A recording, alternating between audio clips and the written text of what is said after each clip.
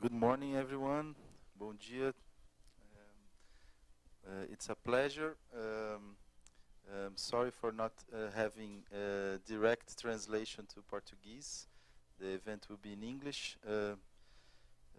Tomorrow we'll have a lecture in Portuguese with sequential translation, but the event will be in English. So welcome to the workshop, Fragmentation and Solidarity, New Challenges to the Modern Integration Spheres in Europe and Latin America.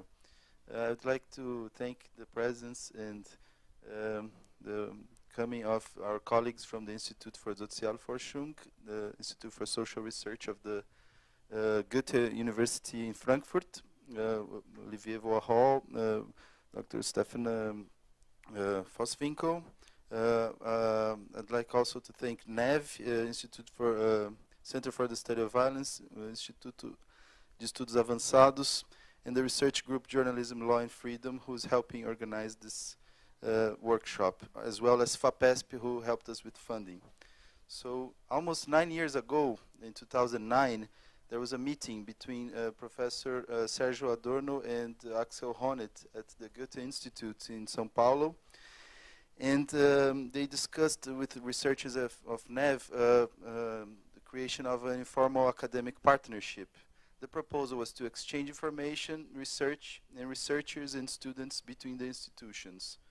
So we began to try to work together and understand the common areas of our modern societies and development of our modern societies within the family, the sectors of labor, public sphere, and law. Since then, we built common grounds for debates, as well as some scholarships, a certain scholarship, and I think we accumulated knowledge within these the years. We had, first of all, a meeting in 2010 in Frankfurt, when we discussed possibilities of workshops and an initial idea of a framework of common research. But as Axel Honneth well put, and with a very humble position, said maybe it's better that we investigate and we should reconstruct the normative foundations of our social integration spheres in both countries to see if there are some similarities, to see what the norms and their meanings really actually mean in each country, to see if there are similarities, and then we can reach some common knowledge in some research projects. So the idea was to have possible dialogues and learning experiences. Otherwise, we would try to import theories from the well-known Institute for Sozialforschung, critical theory, to the Brazilian reality, or vice versa, bring Brazilian data and theories to a German reality without more reflections, without a more comprehensive and non-hierarchical relation. So we had a first workshop here in São Paulo at FEFELESH. It was called Multiple Modernities and Social Integration Spheres. This led us to think about the importance of understanding our modernization processes as diverse and non-hierarchical, and also try to analyze the diverse social integration spheres and their norms and respective meanings in each society. So the idea, later on in 2013, we met in Frankfurt again, and then this time Professor Luis Galeão was also with us, and we had a workshop called Modernizations and Emancipations. We also had as results the idea of understanding and thinking about our both contexts and countries as movements of emancipation and domination within different spheres. Sometimes emancipation in more liberal economies can mean the domination in other spheres of this society. So creates new dependencies, such as within the family. So after that, we stayed some time without having the possibility to exchange more thoughts and researchers, but some researchers went to the institute, such as Rafael Skincariol, to do research on recognition and transitional justice in Brazil. And in 2015, early 2015, we met in the institute, and along with Olivier and with Stefan, and also Stephanie Hurtigen, who tried to participate in our seminar to talk about our common projects and what we could discuss together in a new workshop. The new idea was to discuss fragmentation and solidarity, because there was just happened, the Charlie Hebdo attacks had just happened. We were in the middle of strong European economic crisis, Brazilian political economic turmoils, and the scenario presented by the researchers were precarization, industrial work, intellectual work, new movements of intolerance and conservatisms and antagonisms between groups and social spheres. And also, as Olivier said, maybe cyclic movements of tightening and loosening social tensions, and with these very extreme cases of terrorism or terror attacks and intolerance between countries. So what are the questions that we are thinking about here in this workshop of 2 days? We have presentations from colleagues from the Institute, from NEV, from other research groups in Brazil and abroad. Some of the questions are how can our social integration hold? Is solidarity a concept that we can still use with epistemic and political meaning? What is the resilience? I don't know if this is a good term, but the idea of resilience of social and liberal democracies in Europe and Latin America. These are some of the challenges we'll discuss then in these 2 days. How can we hold our integration? How can solidarity withhold social integration in the context of fragmentation? So I'm very, very happy. It's like a dream come true again to have these 2 days of discussions with my colleagues and with you here, and so I'm very happy and pleased, and I'd like to ask Stefan to say a few words as well. Thank you very much. Thank you very much, and bom dia to all of you. I try to speak, I can't speak nothing in Portuguese, but only a few words. I'm very glad that we can be here, that this workshop can happen again, and I don't want to say the same things about our history of our cooperation, but I want to say that every time when we met, it was in December, and that means that always we had a climate change, because when it was in Sao Paulo it was hot summer, and when it was in Germany it was a very cold winter, and now we are back in a hot summer. But this was not important to our discussions. They didn't change from hot to cold. Every time it was passionate and interesting. Vitor said that we started with a discussion about modernization and modernization theory. And I think it's a good continuation to discuss today about fragmentation and solidarity, because I think these two categories are very characteristic for modernity. Modernity is always on the way to fragmentation, individualization, and so on. And every time again, there is something like solidarity. And in different spheres in the working world, in relations of persons, of social groups, and of life situations. But I think solidarity can mean very different things. As solidarity against and solidarity for, as solidarity among and as solidarity between. There is something which looks like solidarity, which is directed against others, for instance against refugees, as we can see in Germany today, and there is solidarity with others, as we can see to refugees in Germany too. There is solidarity among people in the same social position, and there is solidarity as a normative binding between people. Let us discuss fragmentation and solidarity in different spheres, in different meanings, in the North and the South. I'm convinced that our discussions will be fruitful. Last but not least, I want to thank the organizers of this workshop, especially Vitor Blotter, for the engagement. I know it was not easy to coordinate and to overcome bureaucratic and other difficulties. But now we are here.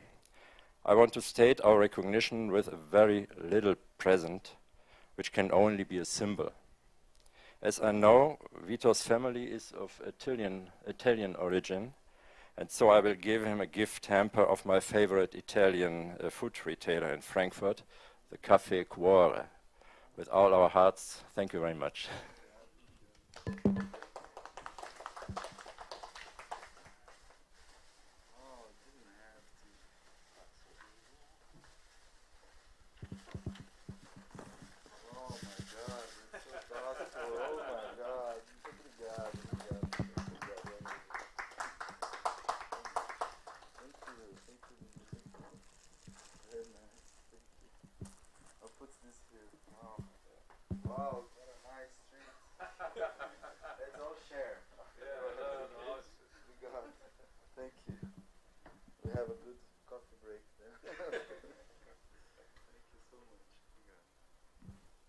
Okay, thank you. Oh, I'm embarrassed now.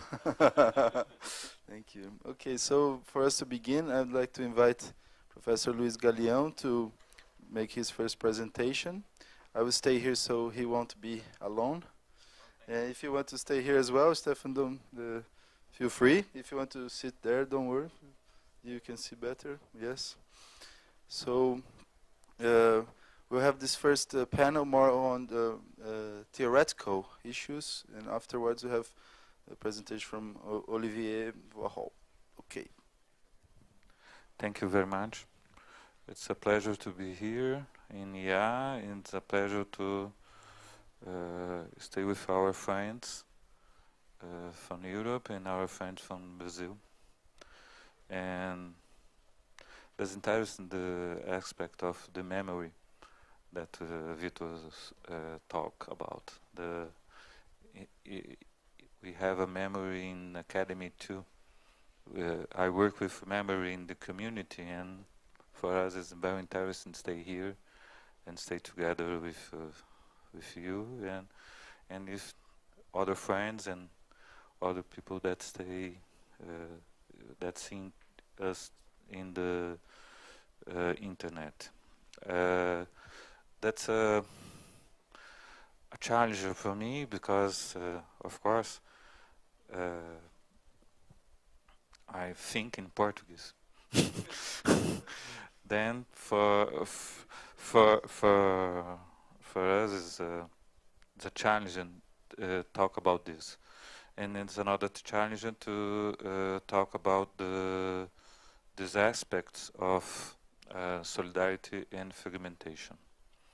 I chose the title of my presentation as Critical Theory, Human Rights and Intersubjectivity. I am sociopsychologist, and we have a group in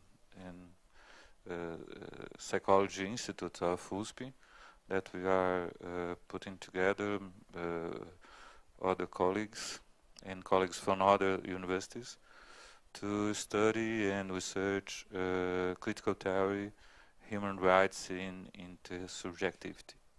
That's our interest, to talk and exchange and thinking what we can do with Navy and what we can do with you. For us, then we organized the presentation in these 6 steps. I think I can remember the time. How much time? Half an hour. It's okay. Okay. And I think I use only half an hour, and then we can talk about the experience. And I think I put this. Então, this is our workshop. Then, if everybody wants to talk and ask during the presentation or after, I am open to say this. And I tried to do a presentation that put together reflection and empirical study to shows what I want to talk about intersubjective and solidarity and fragmentation. For us, this is the important aspects of critical theory that we are using today and we are using in our research, in our project. The perspective of participants for us is very important. Okay, we are pointed this. For us is very important the work for Habermas, the Habermas works, because he put together action and language, and for us is a very important aspect to us, because sometimes we have in psychology only the study of language or only the study of action, and put this together for us is very important. For us is also important study and discussion of recognition and with distribution. It's another aspect important for us, because we work with communities, in poor communities, in communities where we have a strong vulnerability, social vulnerability, and for us it's very important talk about the redistribution of the goods in the society, and also the recognition of this person as persons, as citizens. Do you understand? Sometimes we don't have the together the distribution of the resource in the society, and we don't have the recognition of these persons, these human beings, are as persons. That's an important problem for us, because sometimes we don't have even the thinking about they are persons, or they the dignity of these persons are completely forgotten. For us, it's an important aspect. And the second and the third aspect for us in contemporary critical theory is the aspect of memory and experience. We are strong interested in the effects of the memory and effects of the situations where we can put together the memories, and we can listen the situations of disrespect, and also the actions that the community in fact did to resist the oppression. And our example is put this in the aspect, and also the experience, because it's not only a narrative, it's also an experience for us. And we put this, we are thinking in Walter Benjamin also, in experience and the aspect of experience. And for us it's an important aspect. This is our points in critical theory, and we will show you an empirical study with a clinic of testimony. Clinic of testimony is a dispositive created by the National Amnesty Committee in 2014, and is that's interesting for us, because the National Amnesty Committee create this clinic of testimony to do the reparation of damage of the dictatorships. National Amnesty Committee is a resource to our transitional justice system. Our transitional justice system in 2002 create this committee, and in 2014 they create the National Amnesty. They need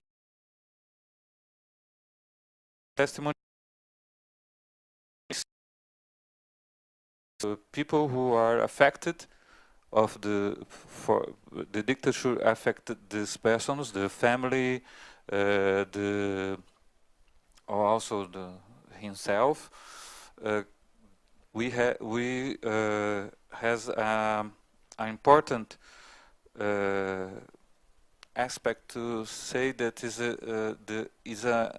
the aim is the reparation, the psychology reparation for the effects of dictatorship. Do you understand?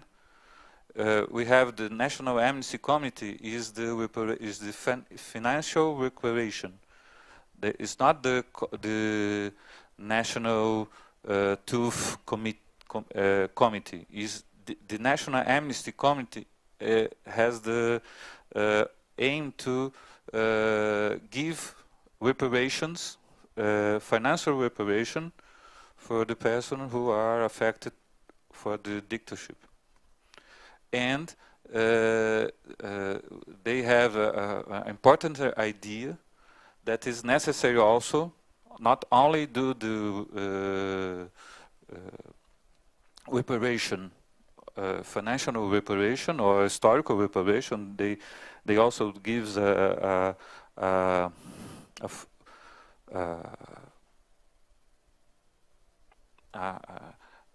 declaration that this person are affected from dictatorship. That's very important because we don't have also the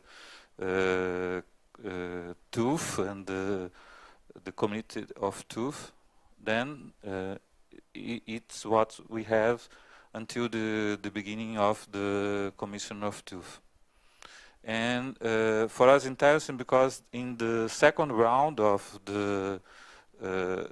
this clinic of testimony, we have an important aspect that is a clinic of testimony on the margins, because the first round of this type of clinic only the affects that are from political groups that resist from dictatorship are in fact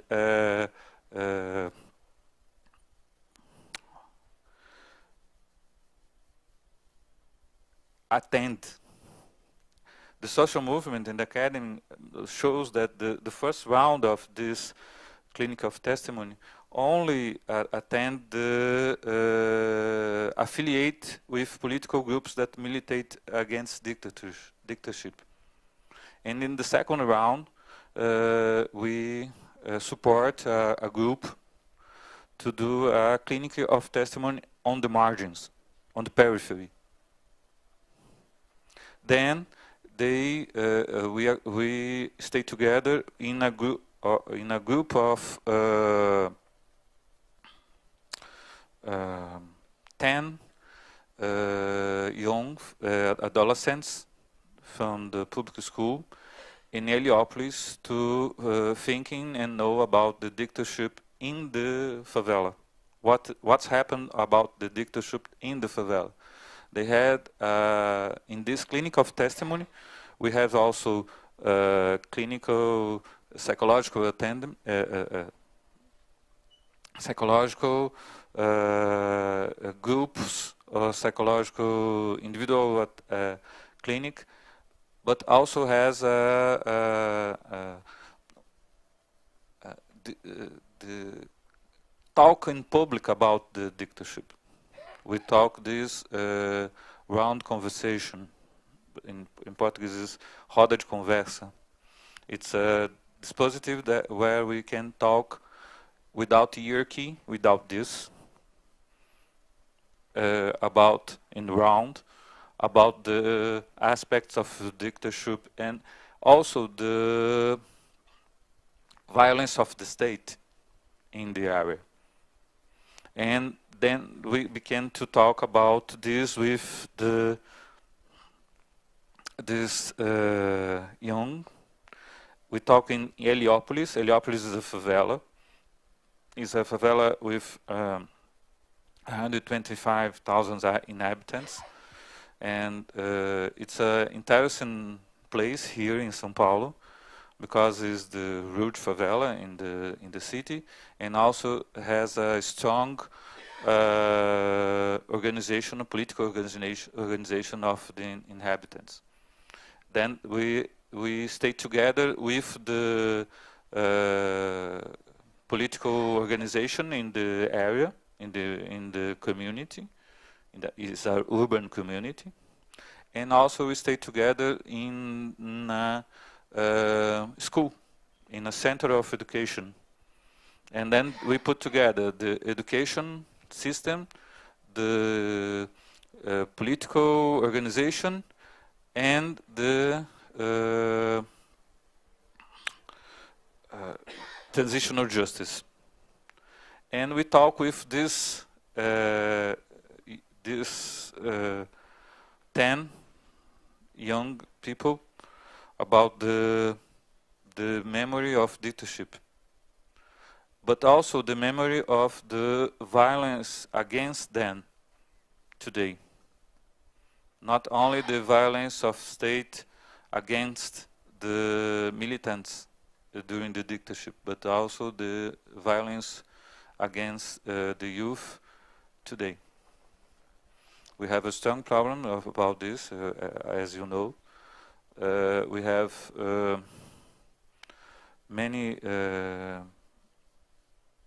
situations that we can prove that the policy violate the rights from the youth and violate the rights of the youth, especially the poor youth in the periphery or in the favelas, and black people, black persons, and male persons, and guys. For us, it's important. We have, I had to know about, we follow the selection of these youths and these young people, and the team that we are work together is Beatriz Bessen is a psychologist that works in the school. Amanda Lugoff Burelli is our student in initiation. We have the strong friendship in this process for Vera Paiva. It's a colleague from our institute that works with human rights also. And we have a strong support to Pedro Lagata, that is from the organization of the Clinic of Testimony. And also we have the strong support from school center director Marília Santos, and also the president of UNAS, is the Union of Social Movements in Heliópolis, Cleide Alves. And I think it's important to talk and say these names because in fact this is we work together to do this. And the question is that with this situation we can show how the human rights are a grammar, a vocabulary that is used today in the social movements to fight against the inequality. And for us is an important aspect because we begin to see the perspective of participants that they begin to use, not us, they begin to use, the community groups begin to use the language, the vocabulary of human rights to question the state, to question the inequality, the economic inequality and economic inequality of the distribution of the public resources in the society. Heliopolis is a special place because they has a strong political organization. Then they has, we also included two of this center of education that I work in one of them. They had a strong participant, but in the periphery where we also work in other peripheries, in other favelas, we don't have the same structure. But also in Heliopolis we can saw the difference between the allocation of public resources in the poor area, and then when we can look in other areas in city, other rich areas in city receive more attention of the public of the state than these areas. But Heliopolis is an interesting place because they talk about the importance of doing the education in the neighborhood. They also called they had a project. It's called Bairro Educador, the education neighborhood. And they also, including this education neighborhood, they include the memory of the neighborhood, the memory of the people who lives there. This favela begins in 71 during the dictatorship. It's it's funny because they put together persons that come from other favelas. It's a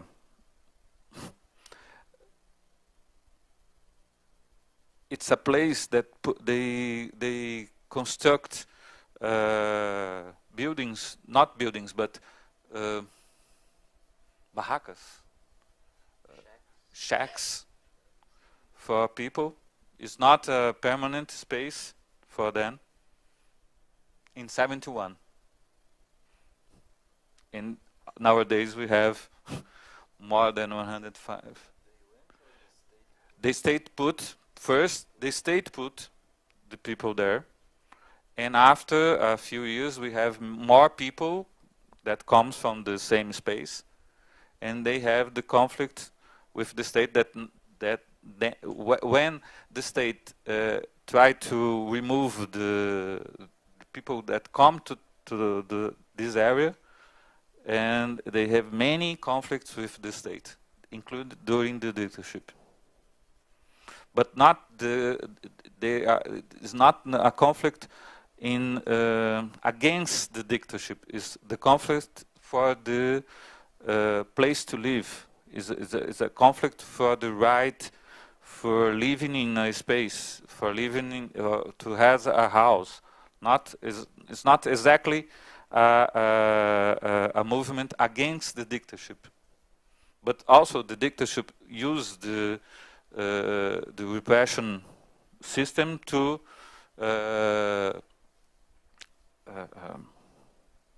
put in prison many of them.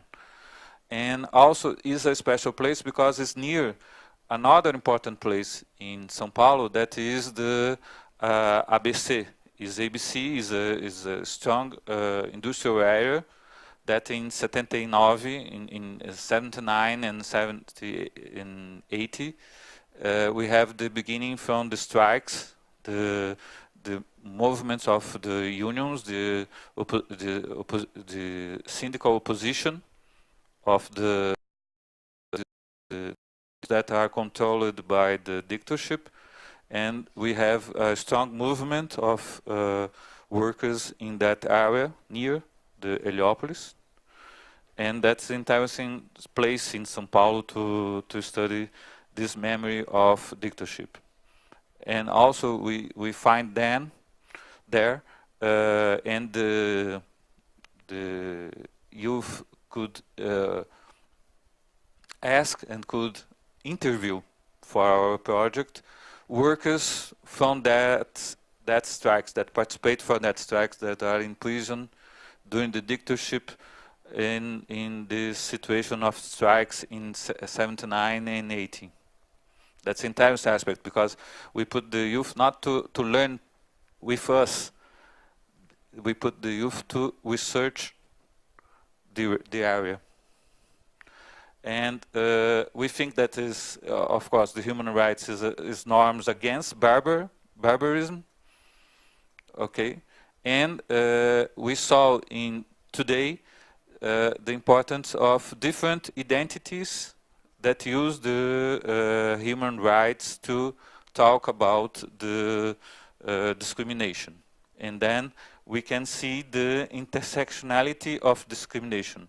The intersectionality of discrimination, we put, the example is like Angela Davis, put class, gender and race together. And we can think not in only put together these discriminations, but also a different experience of discrimination of a black human of a favela. Do you understand? Favela is a place that we put together people who stay in strong vulnerability, strong social vulnerability. Normally, we have the poor people there, but not only the poor people. We have the poor people, and we have the tensions between the poor people in the same area, in the same space. And then we can saw the human rights as a way to discuss this intersectionality of discrimination. And yeah, I will recover this to discuss the question of fragmentation. Because I understand that sometimes we have a discourse about against the diversity, against the thinking about this type of organization of the human rights, the identities, the different identities that put together different discriminations, and saw this as a problem to like a fragmentation. That is my point. My point is discuss this when in I talk that is not a fragmentation, and I will talk why I think this, and I can discuss we can discuss about this. And it's I said I put together empirical and reflection, of course, because that's a strong point for me. The meaning of the theory is understand and understand the fight for rights, the fight for redistribution. Then we can talk about intersubjectivity. As Honef organized in the strong in the fight of recognition, we can understand the intersubjective is a constitutive of human relations. It's a sociological comprehension of the relations, and for us in psychology it's also important to the constitution of the self also. The self, the personality, the identity is aspects of our psychology that is constitutive in the situation of intersubjectivity. As Honef talked about this when he shows the Winnicott and psychoanalysts that talk about the intersubjectivity, and also about Mead, George Herbert Mead. That's a sociologist. He's a sociologist, was a sociologist, that talk about the intersubjective as the situation where we can solve the formation of the self and also the formation of the human relations. But it's not a psychologism, because this is into the history, this is into the social conditions. That's important for us. It's not a psychologism. It's not a comprehension that saw that only the family, and the family family is a abstract model of intersubjective. No, family, or there's the first relations, are a material, a historical relation to that could form the self in a specific way. A specific way. That is why when I come in a stadium to saw football, soccer, but I think I talk football. I'm not fear the policy, because I am white. I am a white guy, and I'm not fear the policy, the police. If I am a black guy, I will fear the police. I will fear the police, because we have many occasions where the police disrespect black people here in Brazil, and that is aspect for the personality, not only the personality, but it's important aspect to the relation with the society, with relation with other people, even in the emotional relation with other people. We are discussing another group of that's a group of girls, black girls, in other periphery, and they show us the difference of the emotional condition of a black girl in the emotional relations, even if with the black guys. I don't know this before. I don't understand this before, and even the black feminism saw this is a different condition. The black feminism has different questions from the white feminism or the feminism.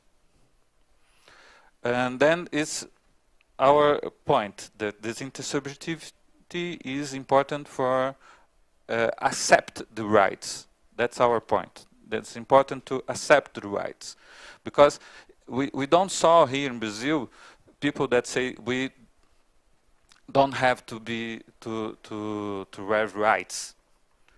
We saw in Brazil people that don't include groups to the rights. The effectivity of rights, not the existence of rights. Of course, we have, in some aspects, the necessity of change and put different rights for gay people, for other groups, transgender. We have to talk about the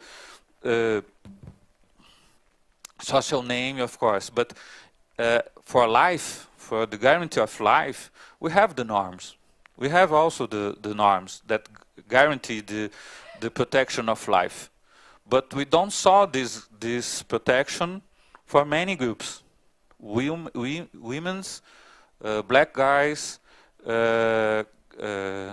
youth in periphery, and that is in our point, that the intersubjective and rights is important to put together to the acceptance of the universality of rights. That's you understand? Universality of rights. Oh. And then for us is important put together the recognition and the social conditions. It's not only the recognition. We has to have houses, schools, health system. It has to have conditions to social conditions to the effective of rights, of course. And remain questions. It's about the fragmentation and the solidarity. I used to discuss the concept of reification that Hanef talked about, and they put together reification and the memory and the recognition. For us, it's interesting because Hanef quote a test of Adorno that says that reification is a kind of forgotten. It's a quote from the dialectic of enlightenment, and for us this is a strong aspect for us, because we talk about the memory, we talk about the forgotten of the recognition, the respect of the others, and then we can understand the reification of the difference as a fragmentation.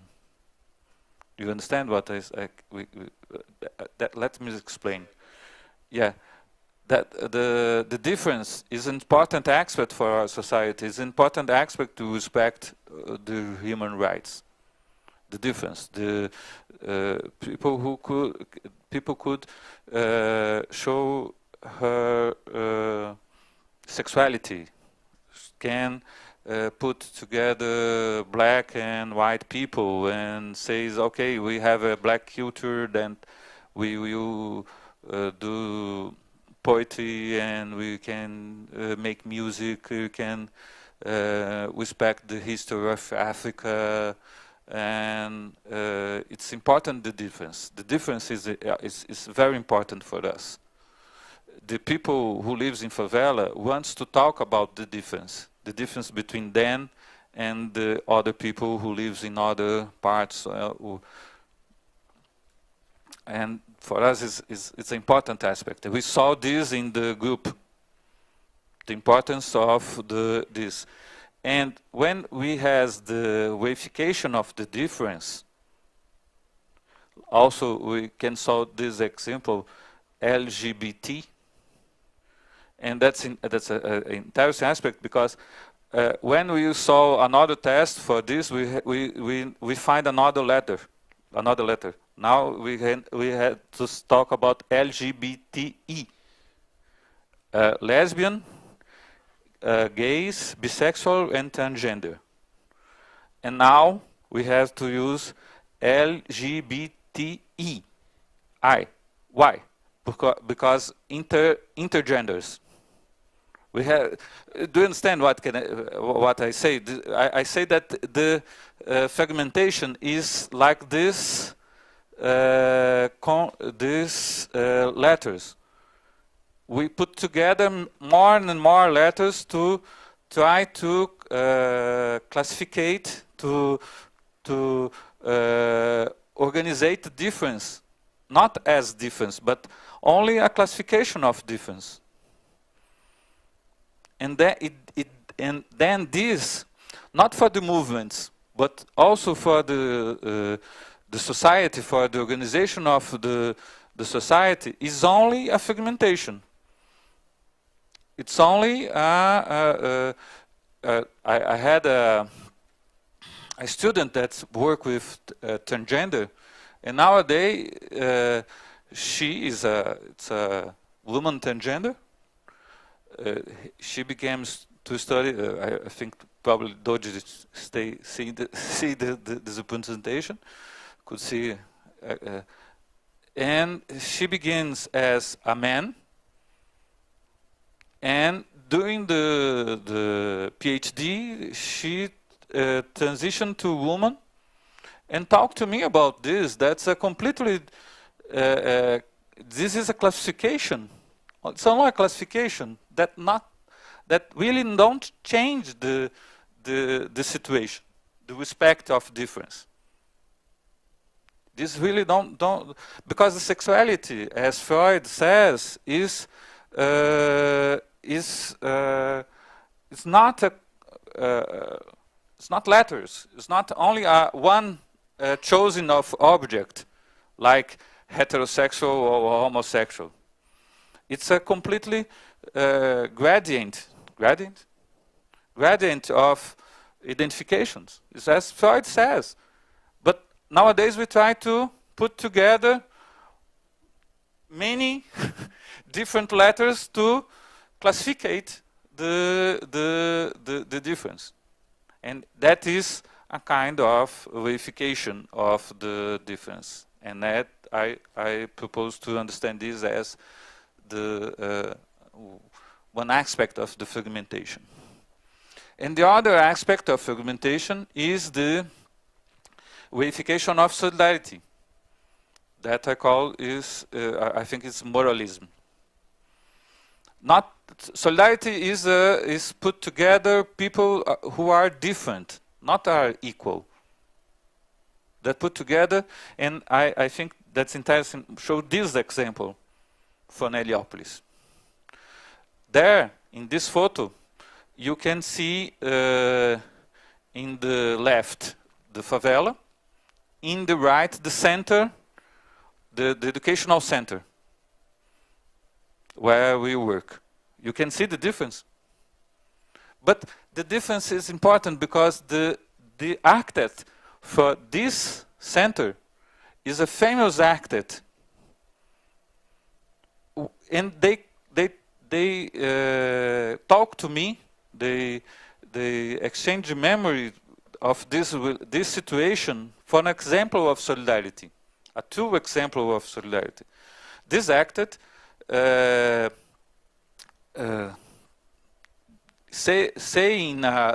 in an interview that favela is ugly.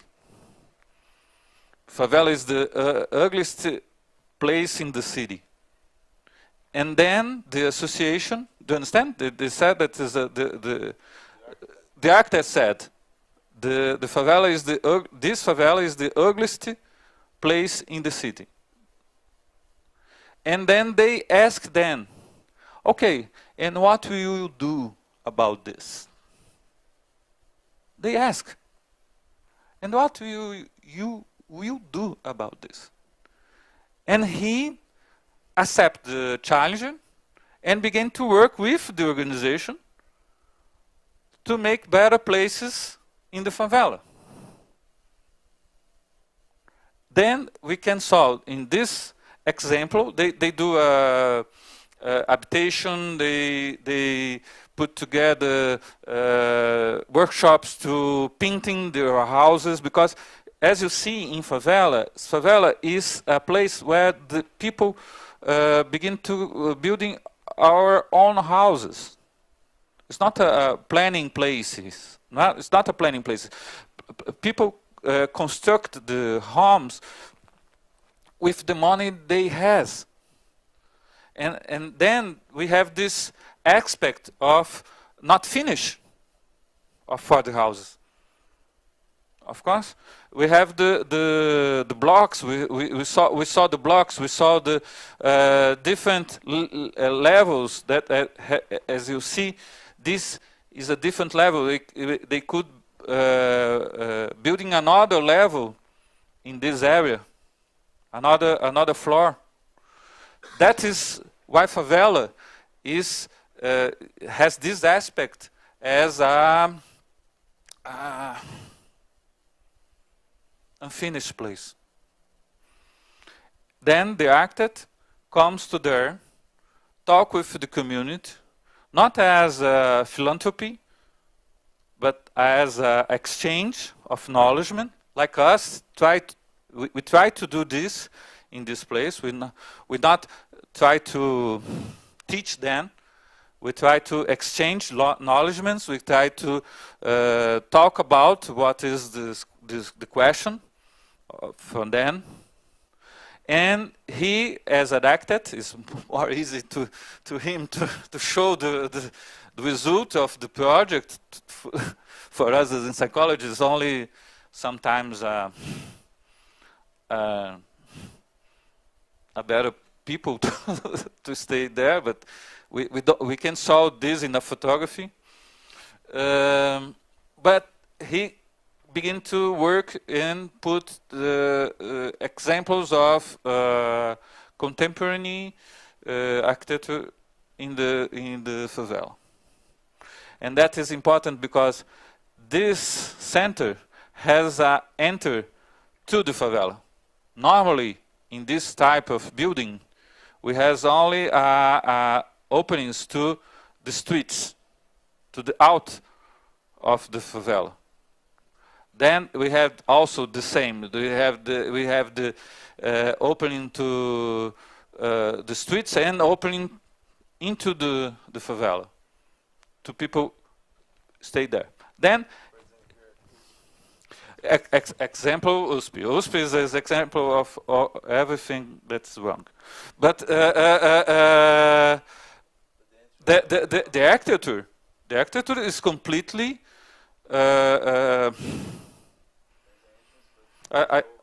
is controlled. We have a wall between the city and the people. Okay, I don't talk against USP today. It's not my today. Not. Then I can talk about an important aspect for us. That is this. We had many young people in our project. We have the people from 13 to 18 years, guys and girls, and we have important moments with them, and many of them talk to us that they begin to understand better the community, the dictatorship, the disrespect of human rights during the project. To understand, in the end of the project, we talk with them and then they call us. But one of these guys begin to be part of, it's difficult to us to say because it's too strong for us. He saw the effect of dictatorship. He saw the museums, we have the conversations. And he begins to militate in a right-wing extremist group. One of the guys that we work together, we saw the transition of this guy, right-wing extremist group. I saw a photography of them in the group that are against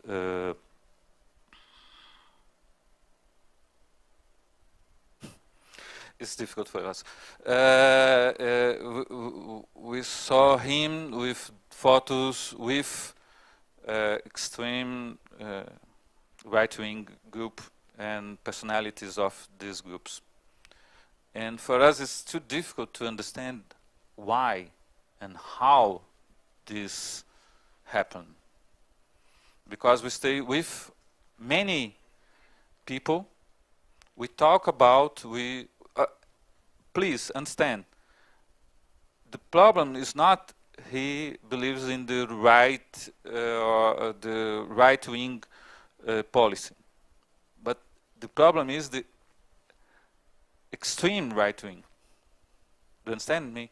That we are not interested in the human rights, are only a subject of the left wing.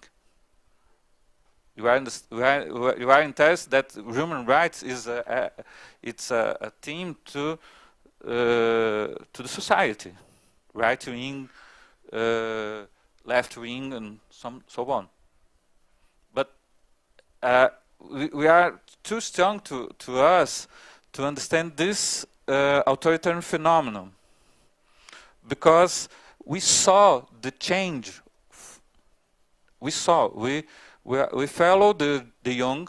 I stay with them every month, every 15 days, with the keep, that the group that are working with them, and I saw the transition for a guy that stay in the school, and he begins to believe in a discourse of authoritarian regime. And another aspect that is in connection of the fragmentation, he is, and others of this group that we know, are black poor guys. We think sometimes that a poor guy or a black poor guy couldn't stay in a group that are thinking about that the police is right, the police is right in disrespect directs or the torture. But this guy and the other guys begins to talk about that the affirmative action is a kind of philanthropy. Is a kind of we had nowadays in the Câmara Municipal, how can I say, representative chamber in the city, municipal assembly. We have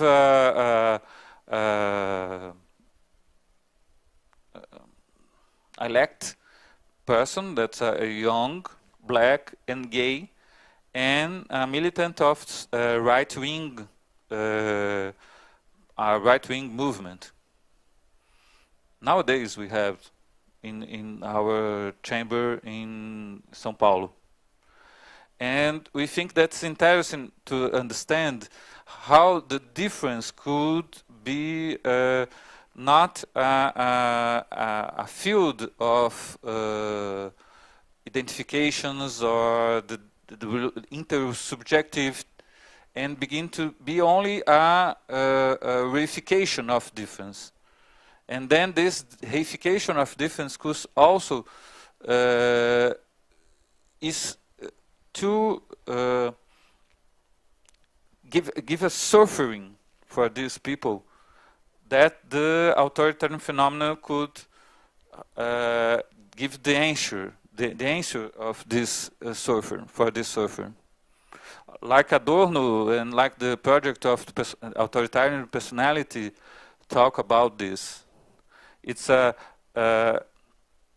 situation in the society. It's not a psychological phenomenon only. It's a political, social psychology phenomenon. Doing this, the suffering of being a black guy. He also talked to us. He divided with us a situation where the police tried to arrest him. The police tried to arrest him with fake proofs of use of drugs. Police stopped him in front of his house and tried to put in his bag a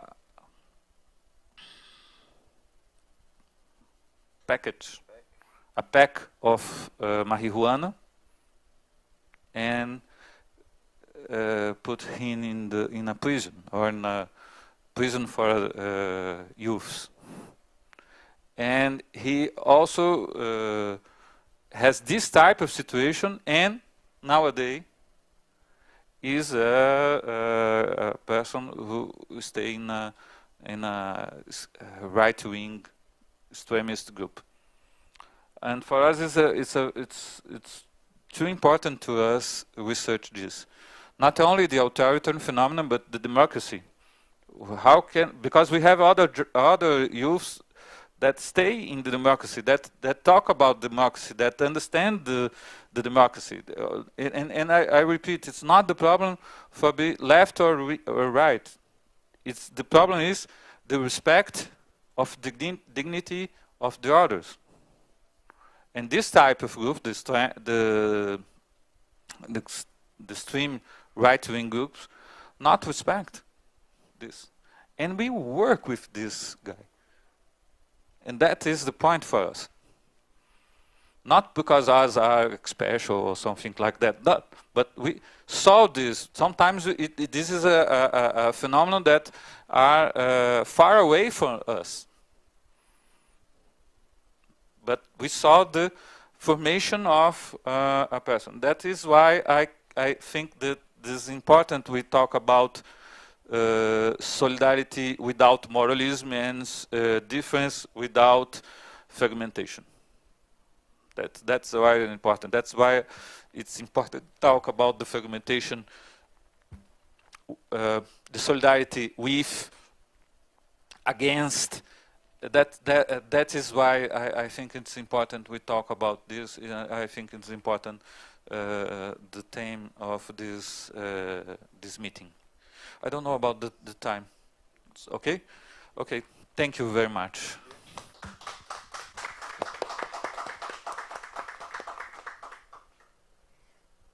Okay, thank you very much, Professor Galeão.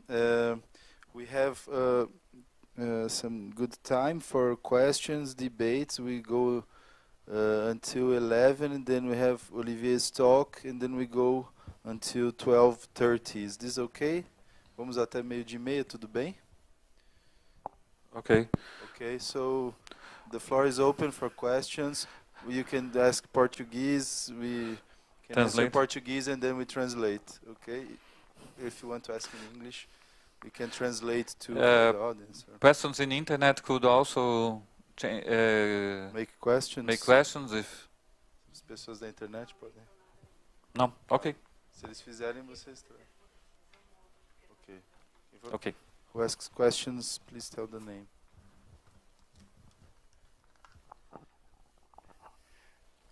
Eu queria agradecer muito a apresentação, muito boa. Eu vou falar em português, se você puder traduzir depois, fico mais seguro de falar assim inicialmente. Meu nome é Bernardo, sou professor da Faculdade de Psicologia e duas perguntas que eu gostaria de fazer para o Luiz, se ele puder desenvolver. Se ele vê algum papel importante na religião, in the religion, in the community, in the poor communities today, para discutir solidariedade e fragmentação da solidariedade, né? Se você tem observado isso no seu campo, né? E a outra é se a experiência de invisibilidade pública, public invisibility, se produz um sofrimento, né, que pode levar a essa adesão ao autoritarismo como uma maneira de reagir defensivamente a uma experiência de sofrimento. Se pode ser essa uma possibilidade de explicar esse caso que você comenta no final da apresentação, né? Então é isso, obrigado. It's a very good question. So he said the importance of religion in the community to understand fragmentation and solidarity, and also the public invisibility as a possible explanation of this change to authoritarianism. Bernardo is one of the best teachers in Institute of Psychology. It's a friend also, and we work together, and we have a paper together that we discuss about the three aspects of this intersubjectivity in the community. And one aspect of these paper that we discuss is the aspect where the community is a kind of space to therapy, to work with the social suffering, not personal suffering only, but social suffering. This the appearance in the society and the appearance with consequences, not only the appearance, not only like TV shows the poor guys in all. Thank you to stay there. No, it's the appearance with the government of the work and the government of the city. That's an important aspect. And why I answer first the question of the appearance. I think that is an interesting aspect, because the appearance, the reification of appearance could explain this type of movement. And for me, it's important to say that it's not the problem of this guy. I think it's important to us to think about the society and what happened with many people in the society. Not only this. This is a special case. This is a special relation for me, because I consider that I am friend of this guy. But it's difficult nowadays to be friend of them. But that's an important aspect for us. And I think that is the appearance, the reification of the appearance could explain this. Because the appearance in the society, the appearance in the community, the appearance in the public sphere is a different way to management, to repair the suffering that the society, the poor condition, the disrespects in the school, the disrespects in the city could make in a subjectivity, because the intersubjectivity could do this for many of us. The appearance, we stay in society. We only exist in society, but the appearance is the perception that we stay in reciprocal condition. That's an entire aspect for us to understand. Even the translation of recognition. I think recognition is not only acknowledgement about something, is also a reciprocal relation. Anerkennung in German has this aspect. Paul Ricoeur in a book, The Parcours of Reconnaissance, he talked about this. That the recognition is not only acknowledgement, is acknowledgement with reciprocal relation, with respect. And I think that is important. Respect with action, respect with consequence in the society. And that is the problem of the right wing, I think, because the right wing offer to the extreme right wing offer a kind of action, a kind of intervention in the society. That's an aspect. Extreme left too. Extreme left also, of course. But I think the politic could do a different way. To the democracy could do also this. I think the problem of the streams in this case is a stereotype of action. A stereotype of action where in action that we don't respect, we don't have the respect of the others, the extreme, not the radical. I think we talk about radical But radical is different from extreme. To understand, extreme is when in the politic expect gradient we don't respect the other, and why we think that left wing too.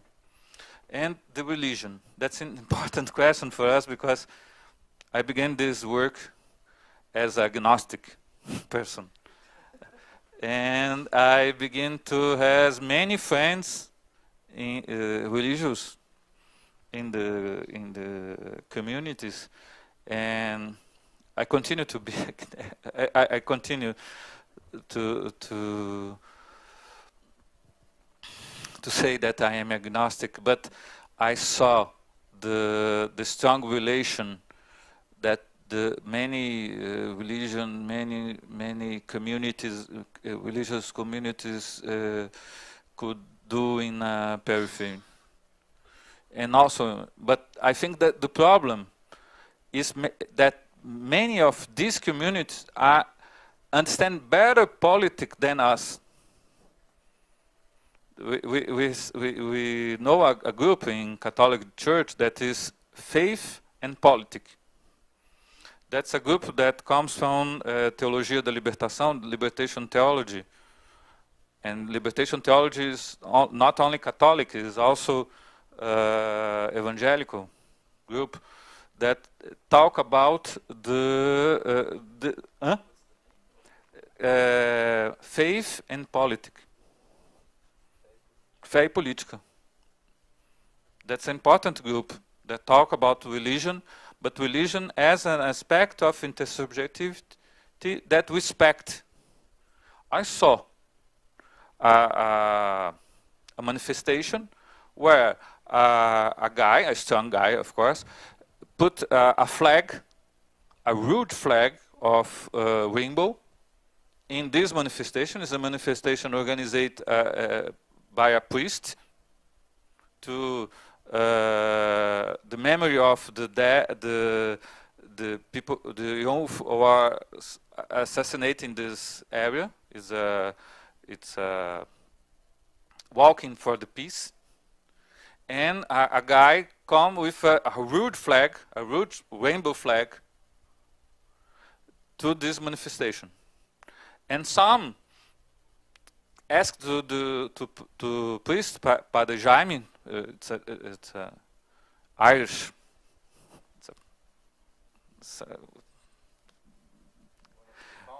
one of the founders this group that I researched, but he says, okay, it's no problem for us. We have the church is for everybody, like Pope Francis is. It's the same aspect for the religion, but sometimes we talk. He talked to us that the problem of the church, that the churches have many problems, and that's entire aspect to the intersubjective. It's not only the good aspects for the others. It's also has the capacity to talk about the bad aspects for us. Not only the good aspects. Not only say that we are the strong, we are important. No, we are not the strong. We are not important. We have problems, and I think that is important. But in this area, that's important. In Heliópolis, the way to stay in the community is not religious, is the education. That's important aspect. In Heliópolis, the priest is a conservative part of the church, but the religion has an aspect, I think. The sacred is an important aspect to stay in the group. There's a feeling that we can sometimes observe to stay in the group.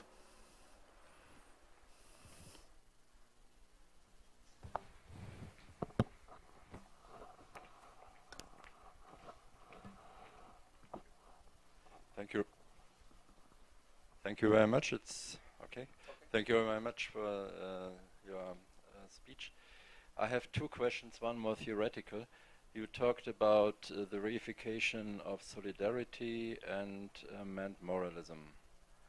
I did not understand, because you can say more about this, and what is the difference? Could it be that human rights, as part of moralism, is also a kind of reification of solidarity? I don't know if you would say that.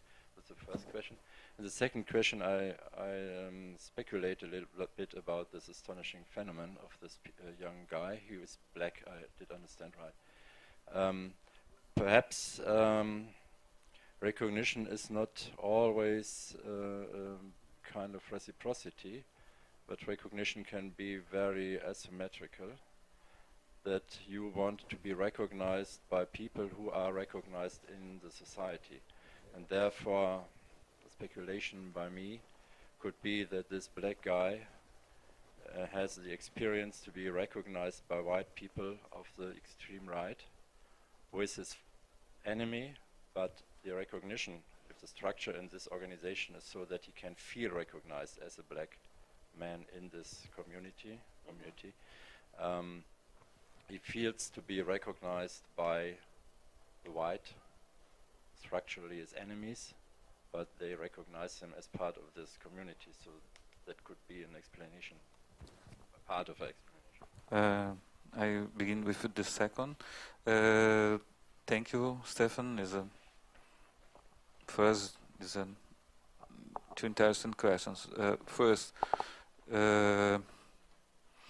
I think we can research this. I think this kind of explanation we have the vocabulary and also the meanings to understand this. To understand this in the society.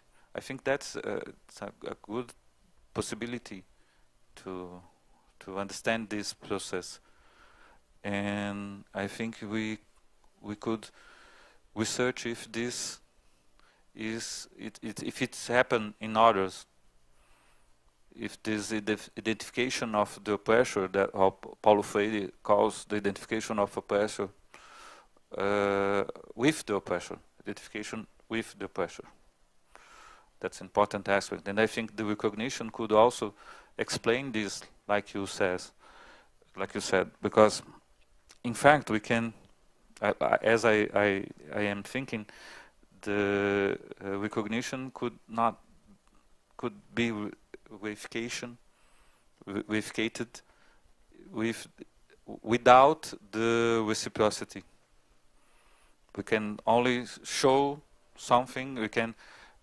And that's interesting. The white guys are important in this process. That's intersubjectivity also. That's important for us. That is intersubjective motive to this happen. The white guy know me. The white guy with power in the university also. Me too. Could represent the same process. The second, I think that is important to us because I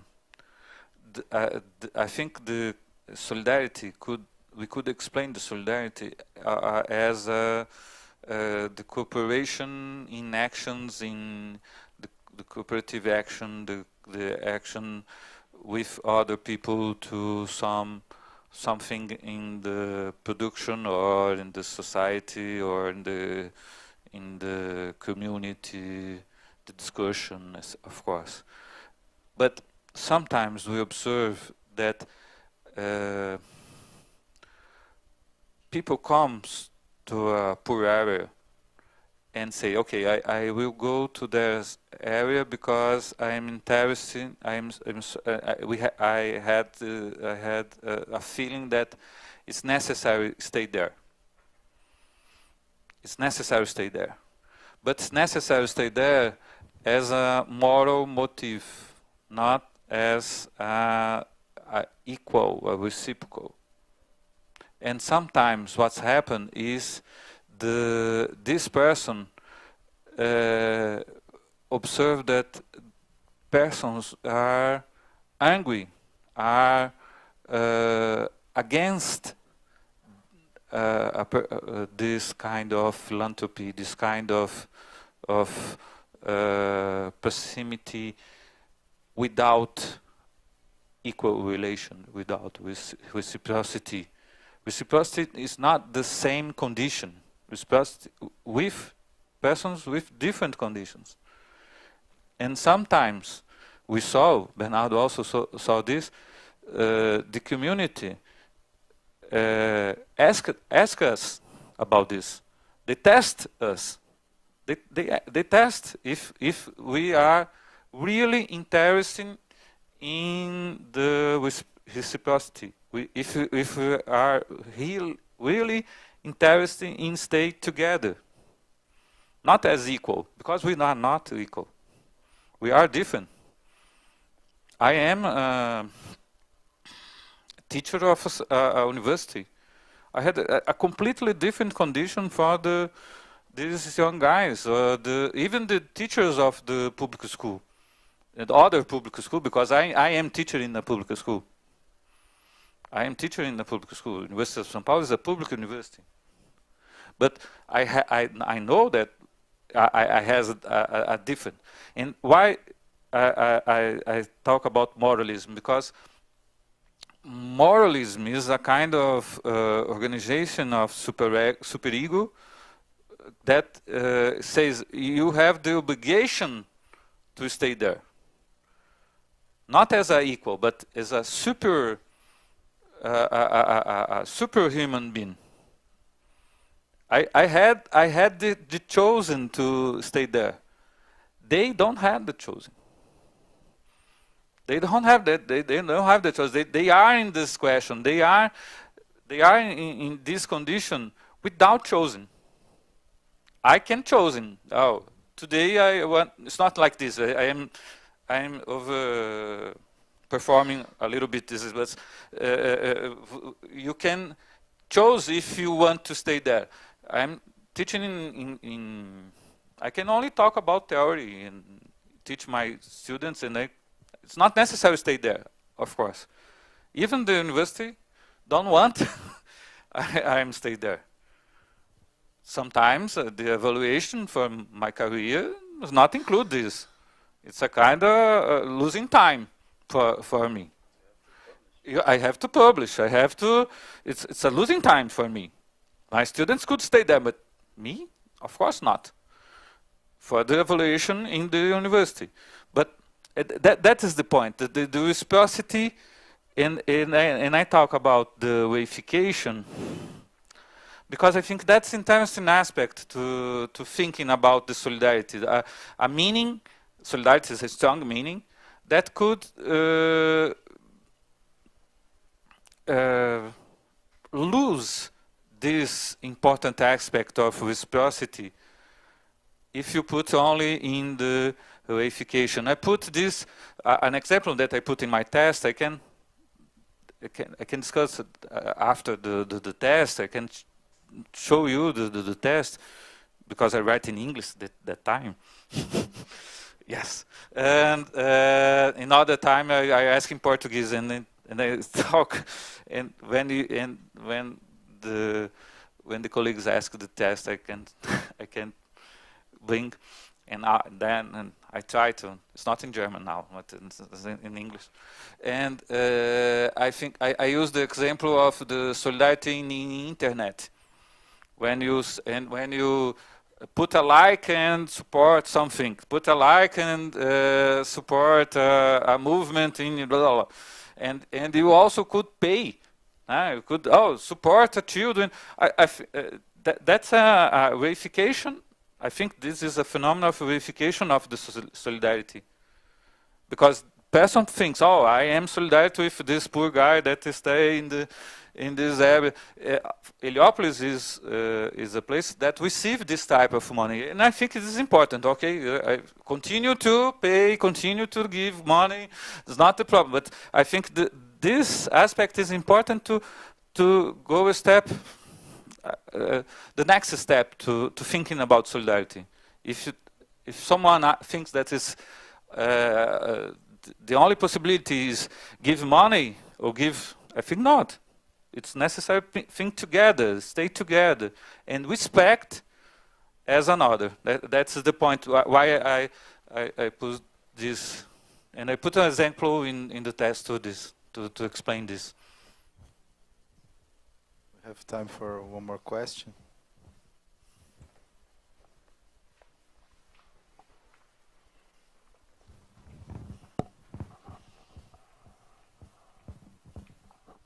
Bom, boa tarde, bom dia, né? Na verdade, não é bem questão, eu queria trazer duas questões. Tá. Seu nome? Mas não são questões, são pontos para o debate. Não tem problema. Ah, tá. My name is Marília. I'm from the University of Brasilia. I study international relations there. And I don't really have questions. I would like to punctuate a few things that I think that would bring to the debate. Which, here in Brazil, we're in this moment of extreme polarization. And the right-wing movements, they are really strong now. I think not only in Brazil, but in the world that's happening. That's a phenomenon. And I think that's we're having here in Brazil specifically. We're having this structural memory problem. You talked about the dictatorship. My high school, I studied in a public school here in São Paulo. I'm from São Paulo.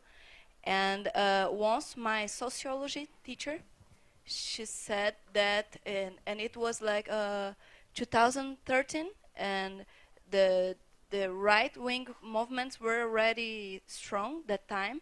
And she said that the reason why we have now so many people asking for a military intervention again is because many of them didn't study that time. Like in my school, a public school, we didn't have time.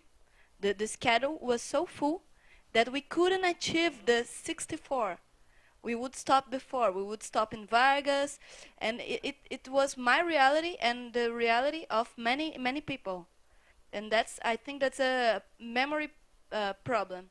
Another point, in university, I had the opportunity to research about subversive women and dictatorship, and focusing on black and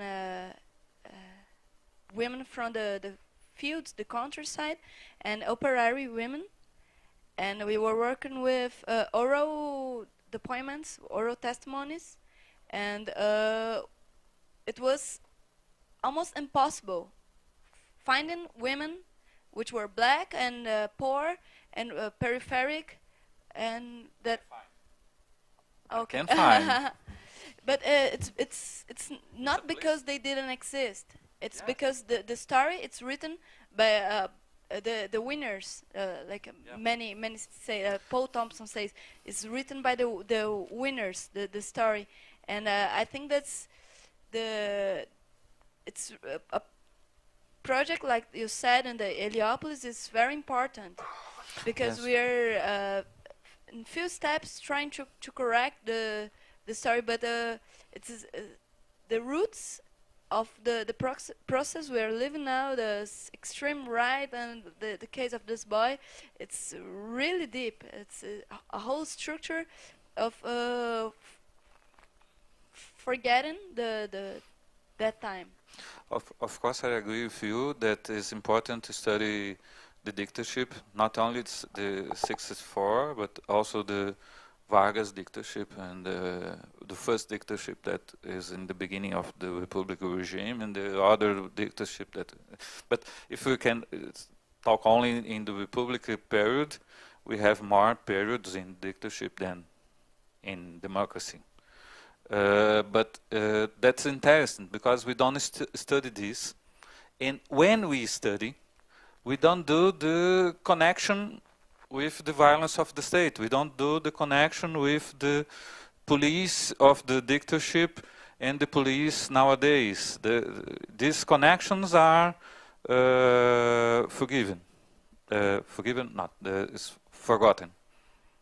That is not a, that's an important aspect, I think. But also, it's important to talk about what's happened with these persons. Because sometimes we said, the dictatorship remove rights. And when we talk about the indigenous people, we saw that they don't have rights even in the democracy period. Even in the democracy period, the Indians are killing, we have the assassination in the countryside. We have the assassination today.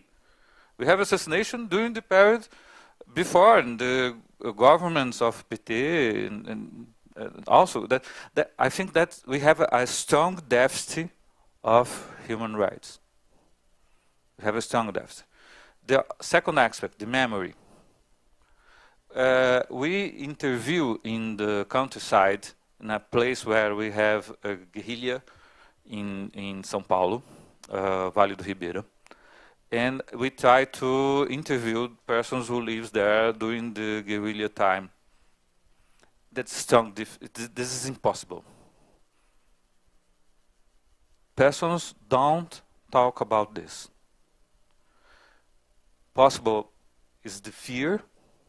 Fear continues. Not the fear of what will happen if they talk about this. The fear continues, and I don't know exactly if I don't know if they don't have the right reasons to continue to fear talk about this.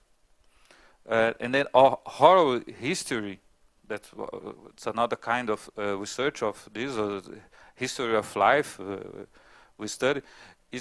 We talk in social psychology that is important, doing a link with these persons to, it's not only interview, understand, it's necessary, stay together, it's necessary, the recognition that we are really interested in these aspects. We saw in a quilombo, in a black community in Vale do Ribeira,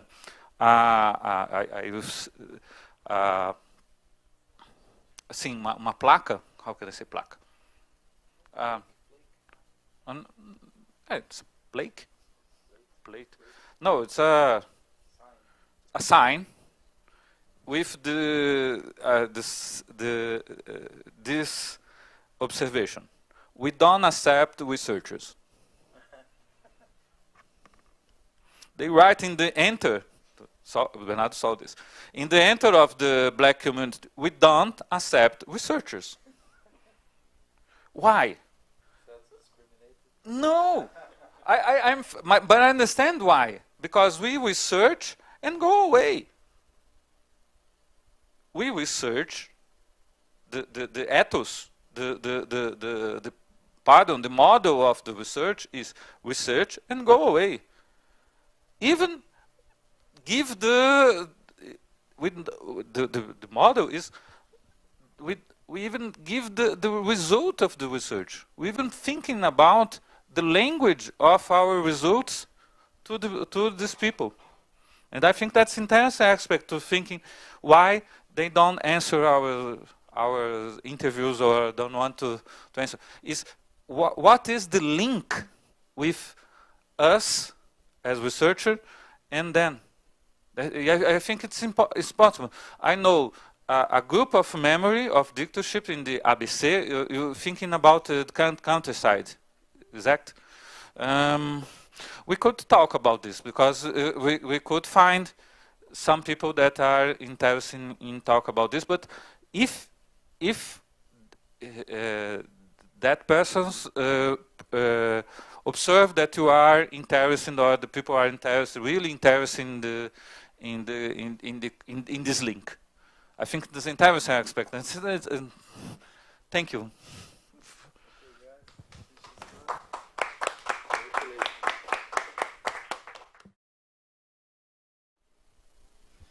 Okay, so we have now Olivier Voirol's presentation, Reconstructing Solidarity from Practice to Theory. Thank you for coming. Thank you very much, Victor.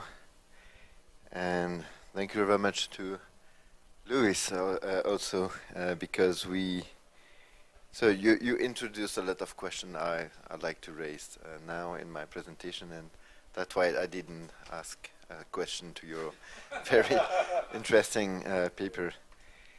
And maybe I will be too long, so don't hesitate to cut if it's the case. I just read my paper this morning, and I saw it will take a lot of time. So just say if I'm too long, and I can then make a resume of my. We go into 12:30, so. Okay.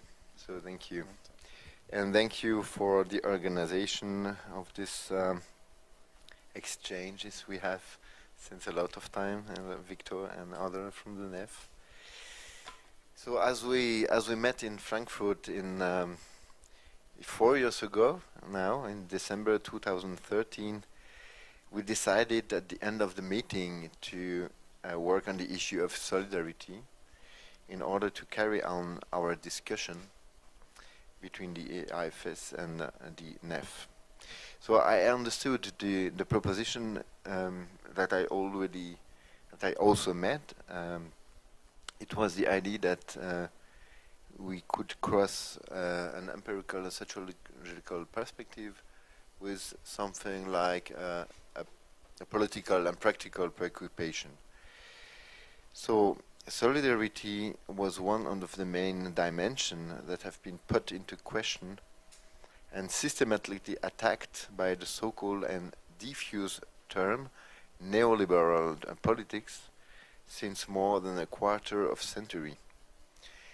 In fact, if we look at this political agenda, we notice that it has dramatically put into question or even destroyed diverse forms of solidarity existing in social practices and legal law or social institutions through different reforms during the past decades. It is also obvious that such political agenda was directed against forms of political against form of practical and political organization in order to avoid the birth of new forms of solidarity. I'm thinking about the so-called global movement of justice, which has been strongly repressed in different forms. And so just a word about that. I think that our present situation has to do with the defeat of this movement.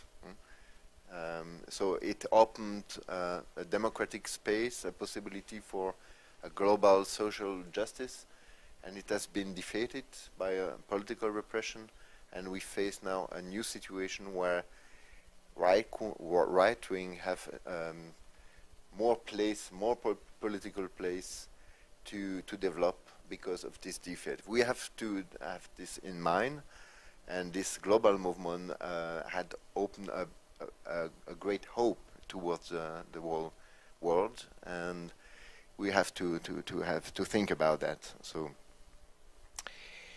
So it starts, in fact, when we think about this neoliberal agenda, and I will return to this topic because I think it's important to understand what we call neoliberal agenda. I think it will be one of my points. If we don't understand what it was under this topic, we will lose a very important point today to rethink solidarity. So maybe I will start with things you already know, or somewhere already know, and it will be a repetition, but I don't think that it is a repetition, because we have to see one aspect of this agenda.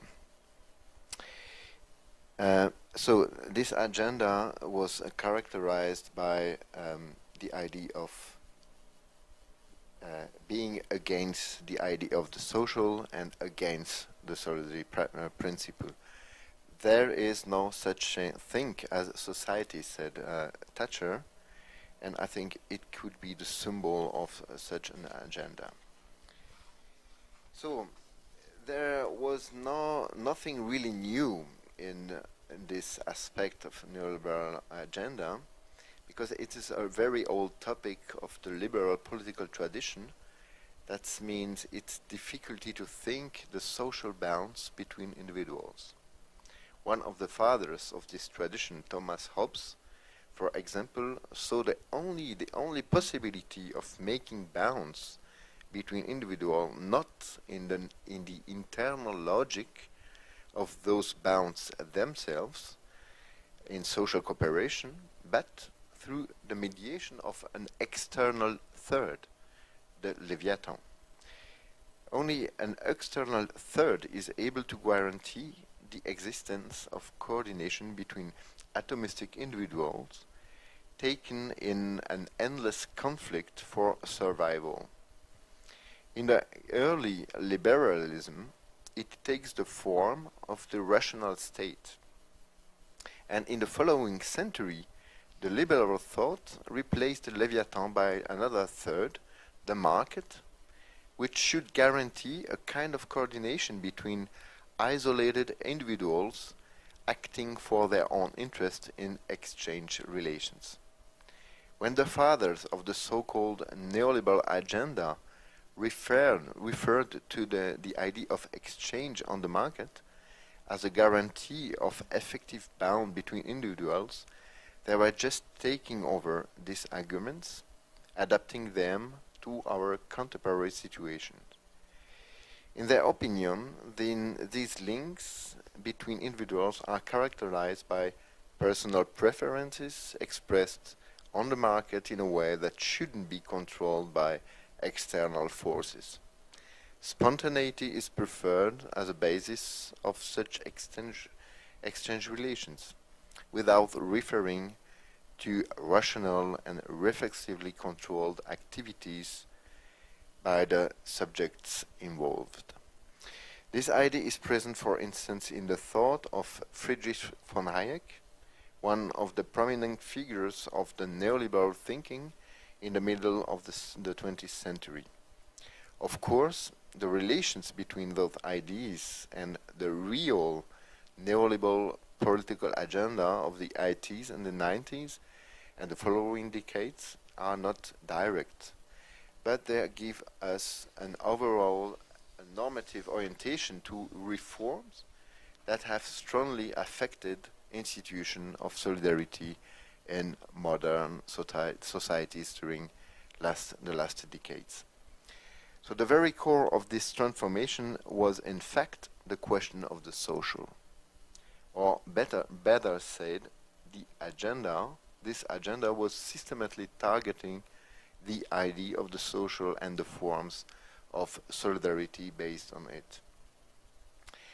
In the first part of my presentation, I will try to draw out some outlines of this political agenda turned against solidarity. Its core is the provocative claim I already mentioned, so there is no such a thing as society, meaning also that there is no such thing as the social, and as a consequence, no solidarity. As we have seen recently in many Western countries and also in Brazil, I didn't know that the extreme right was so strong in Brazil. It is a bad surprise today. So we are facing a new crisis of the neoliberal agenda of the open global relation of market relations or market exchanges. So the so-called globalization process. In many countries, we hear claims of returning to local sovereignty supposed to protect the population from those global processes. The idea of national community seems to be directed not only against the neoliberal globalization process, but also in fact against the solidarity principle. This appeal to the nation, or in other cases to the community, I will call it a regressive community later, seems to mark the end of a liberalization process that had begun in the 80s. But in reality, it is not at all the end of this neoliberal agenda. The reaction is to put forward this agenda and to continue it with a new kind of justification, or without justification in a lot of cases. So I will try to analyze in the second step of my presentation these regressive communities. And in the first step, if I have the time, I will try to show that the idea of solidarity still has a strong political power in actual society, despite of its critics. But maybe we have to contribute to reconstruct solidarity and the ways we could rethink it in the actual political situation. So it means that we have to confront today what we could call two kinds of enemies. So the old neoliberal agenda and this politics of regressive communities, and it's the difficult situation we are in. And I think we are in a somehow confused situation. I don't know how it's in Brazil, but in France, maybe also in Germany, we see that the division, the political division between the left and the right, are more and more confused. And I think solidarity has a very important role in this confusion. And we have to clarify, to be aware of what is going on and how we can position ourselves defending solidarity today. So I will try to do that. Maybe it's too long, but I can maybe make a resume. So the crisis of solidarity, sorry, I just forgot to put here. Crisis of solidarity. As I quickly said before, thank you. The last decades have been dominated by the neoliberal, or the so-called neoliberal political agenda. In reality, the term neoliberalism is a bit confusing, and a lot of critics have targeted it without being able to characterize it correctly, in my opinion. One of the reasons of these failures is that there was an insufficient understanding of its philosophical background. A lot of critics analyzed the neoliberal agenda as a pure institutional politic of reforms. And it is important to do so, but insufficient if we don't see that the very core of this politics was also an ideological as well as a philosophical one. Philosophical agenda. It refers to a conception of human beings and, so to say, an anthropology based on the rejection of the social. The solidarity principle is refused from the beginning. Many aspects of this anthropological conception have been accepted in the past decades and have entered into the common sense. So it is difficult to oppose to such a political agenda at an institutional and political level when we accept its premises at an anthropological level. In an empirical research I made with colleagues at the EFS a few years ago, we could show, for example, how this neoliberal anthropology is at stake in assessment process in TV casting shows today, which is an important part of the popular culture. So what are these aspects or aspects of this anthropology? I would like to outline only 3 of them. The first is what I already mentioned, though, the refusal of the social. It is the basic conception of human beings. More precisely, it supposes a rejection of the idea of social relations. One of the fathers of neoliberal thinking, Ludwig von Mises, strongly criticized the so-called theory of internal relations, in which every entity is related to others. Von Mises opposed to this conception an individualistic approach, starting from individual entities, without referring to trans-individual processes between them. All approaches based not on individual action, but on the links between them, are rejected in the name of a so-called methodological individualism. One of the main theoretical enemies of the second generation of the Austrian School of Economy was the Hegelian historian school and the way it applies to the study of economic phenomena. It is difficult to find a methodology which is more opposed to their presuppositions. Because the starting point of the Hegelian school was not the individual entities, but the relational between them, maybe intersubjectivity you mentioned before, Louis. It is not the action of the subject related to his preferences, but the action of different collectives in history that is important for Hegel. As a consequence, the trans-individual dimension in history, in the term of spirit, people, groups, and so on, is the starting point of this Hegelian social philosophy.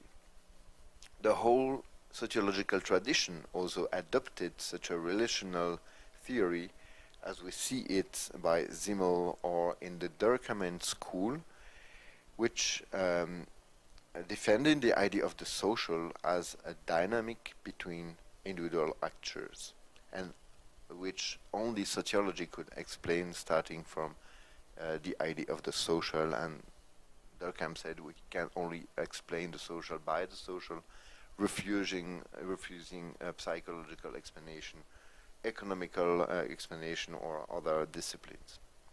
The second aspect of this neoliberal agenda is that we should understand coordination by starting with the individual preferences and that are expressed spontaneously and not by rational activities anchored in regulative systems like the state or institutions.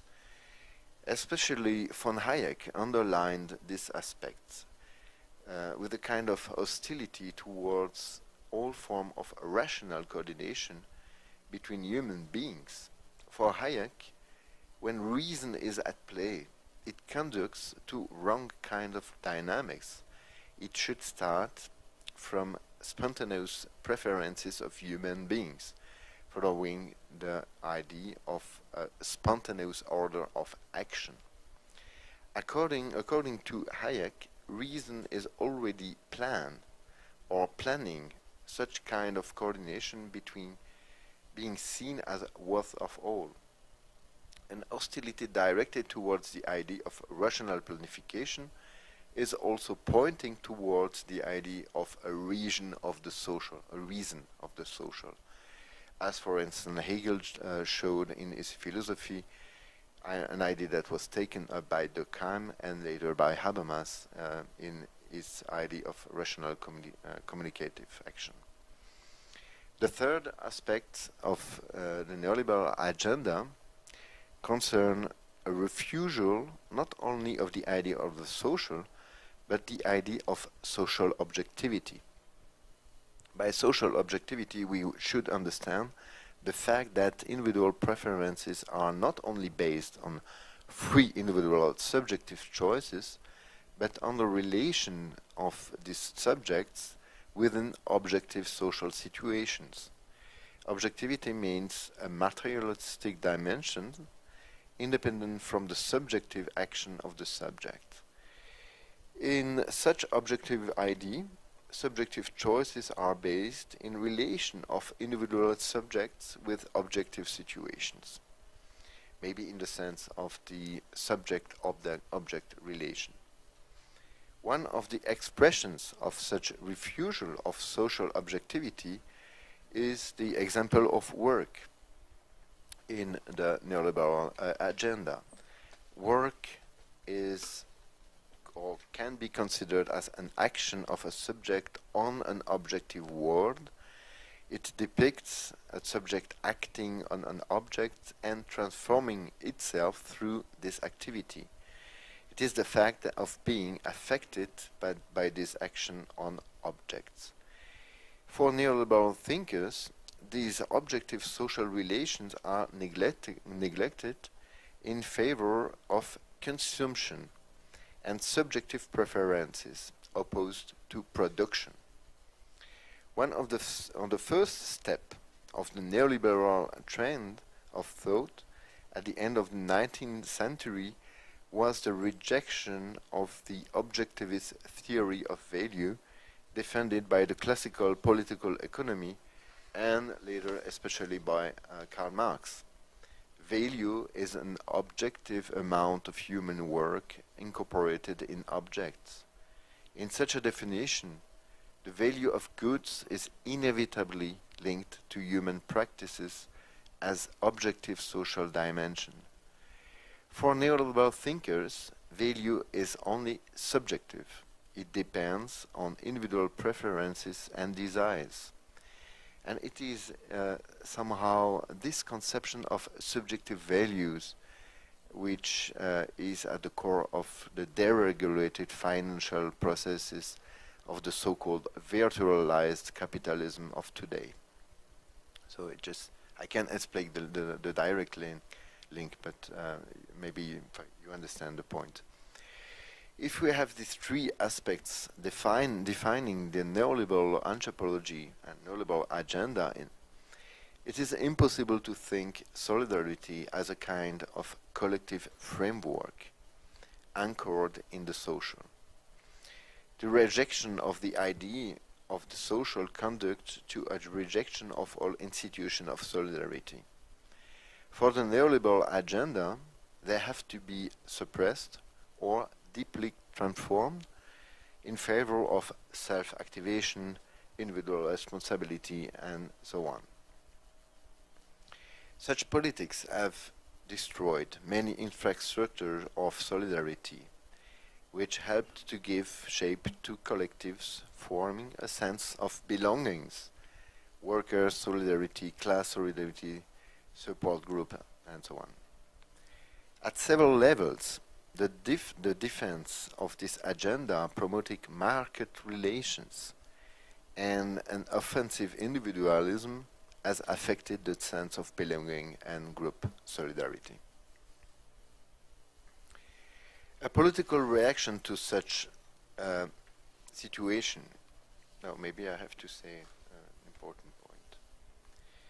At the same time, similar political endeavors have encouraged a theory of value based on subjective preferences and not objective work relation, insisting on production, labor, and social practices.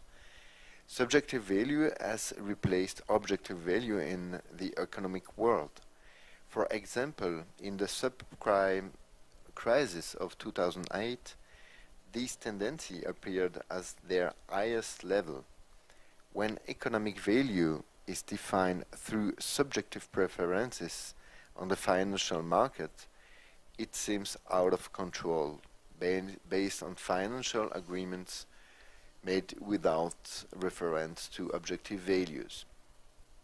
And the institution of the state, in this example, that should support in a democratic understanding solidarity, have strongly supported this economic world of value based on the virtual value of financial markets.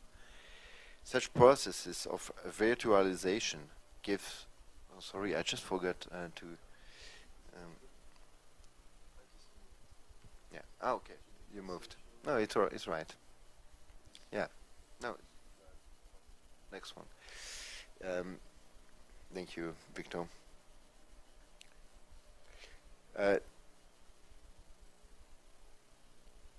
Yes, such a process of virtualization gives the impression that we live in an economic world which is out of control of any political action based on spontaneous liquid agreement that can that are out of political reach.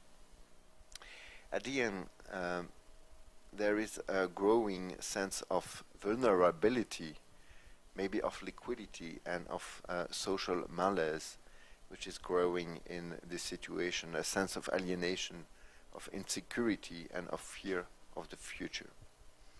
A political reaction to such social malaise should be a reactivation of a social framework thinking processes that try to bring forwards a political response. But it's not what's happening, and we see, on the contrary, the appearance of what I called a politic of regressive communities. So I just jump to the point, to my second point, regressive communities.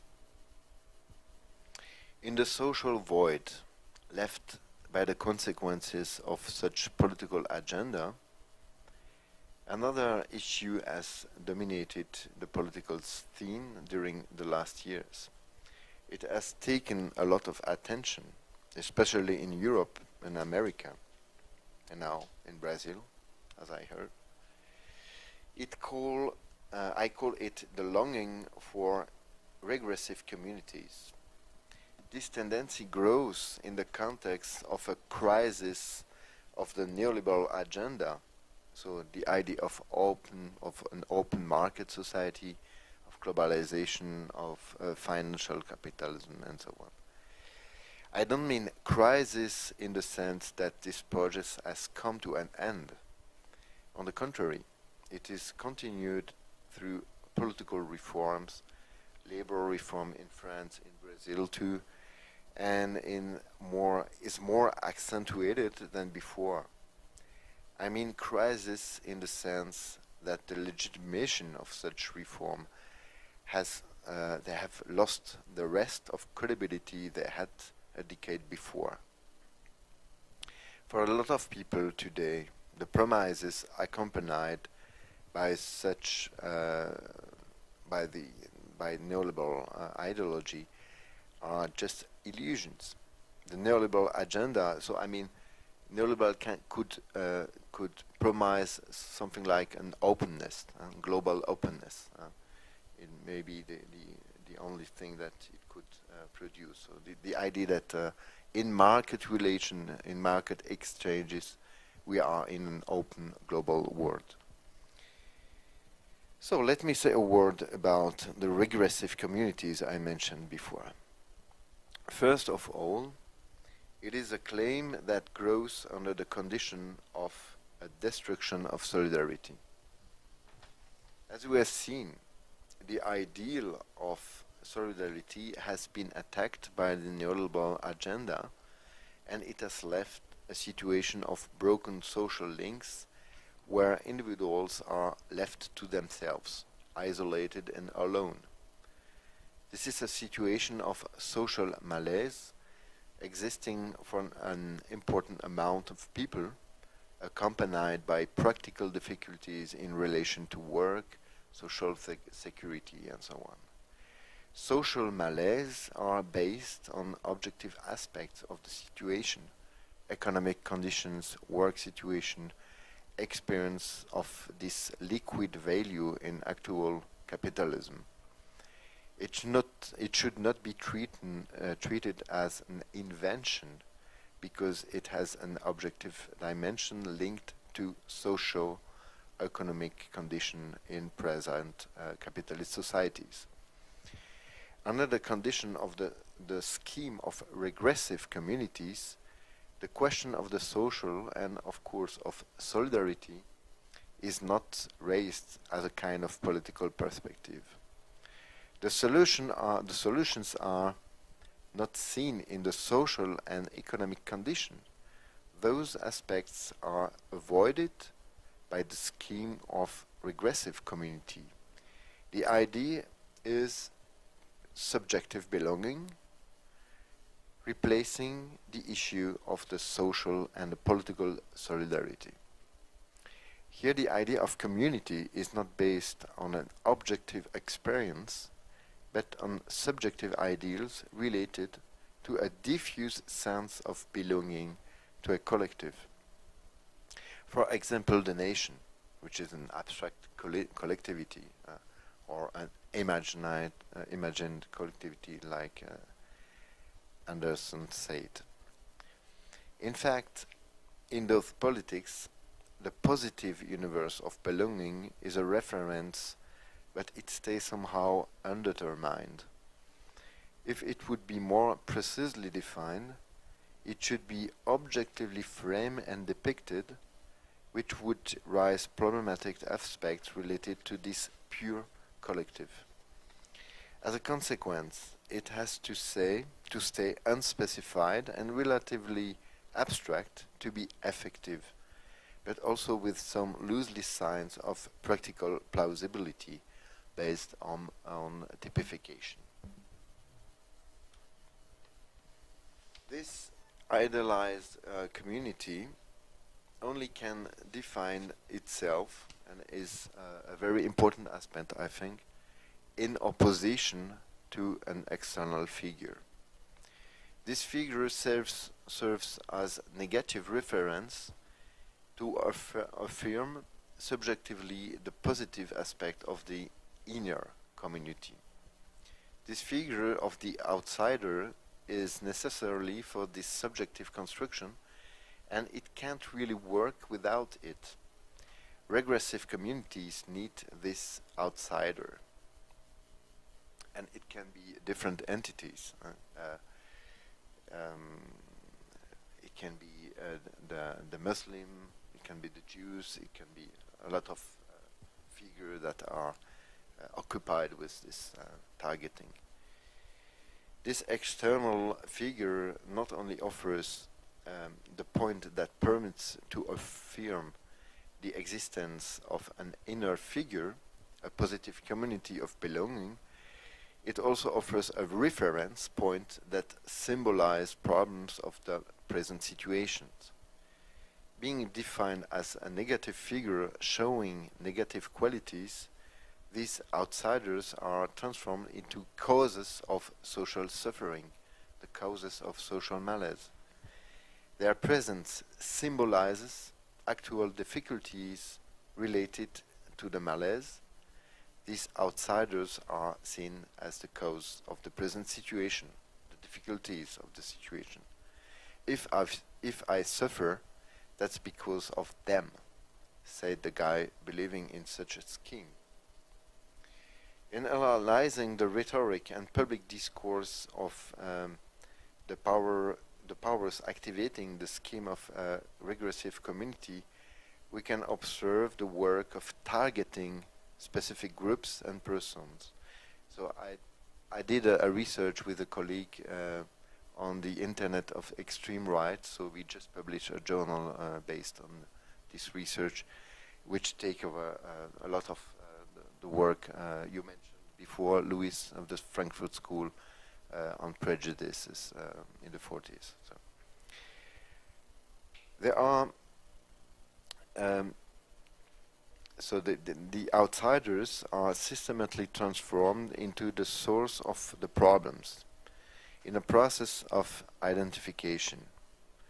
A lot of the political energy of regressive communities is spent in doing this work, which has also another aspect of defining who is responsible for the suffering. If the causes are not socio-economic, if any material explanation is excluded, they have to be found in other aspects. There is a political work of sorting out all social dimension in favor of a politic of targeting individuals or groups.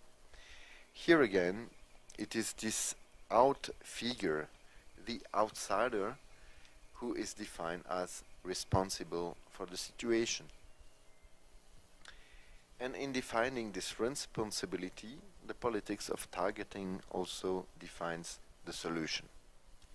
The responsible must be excluded or suppressed.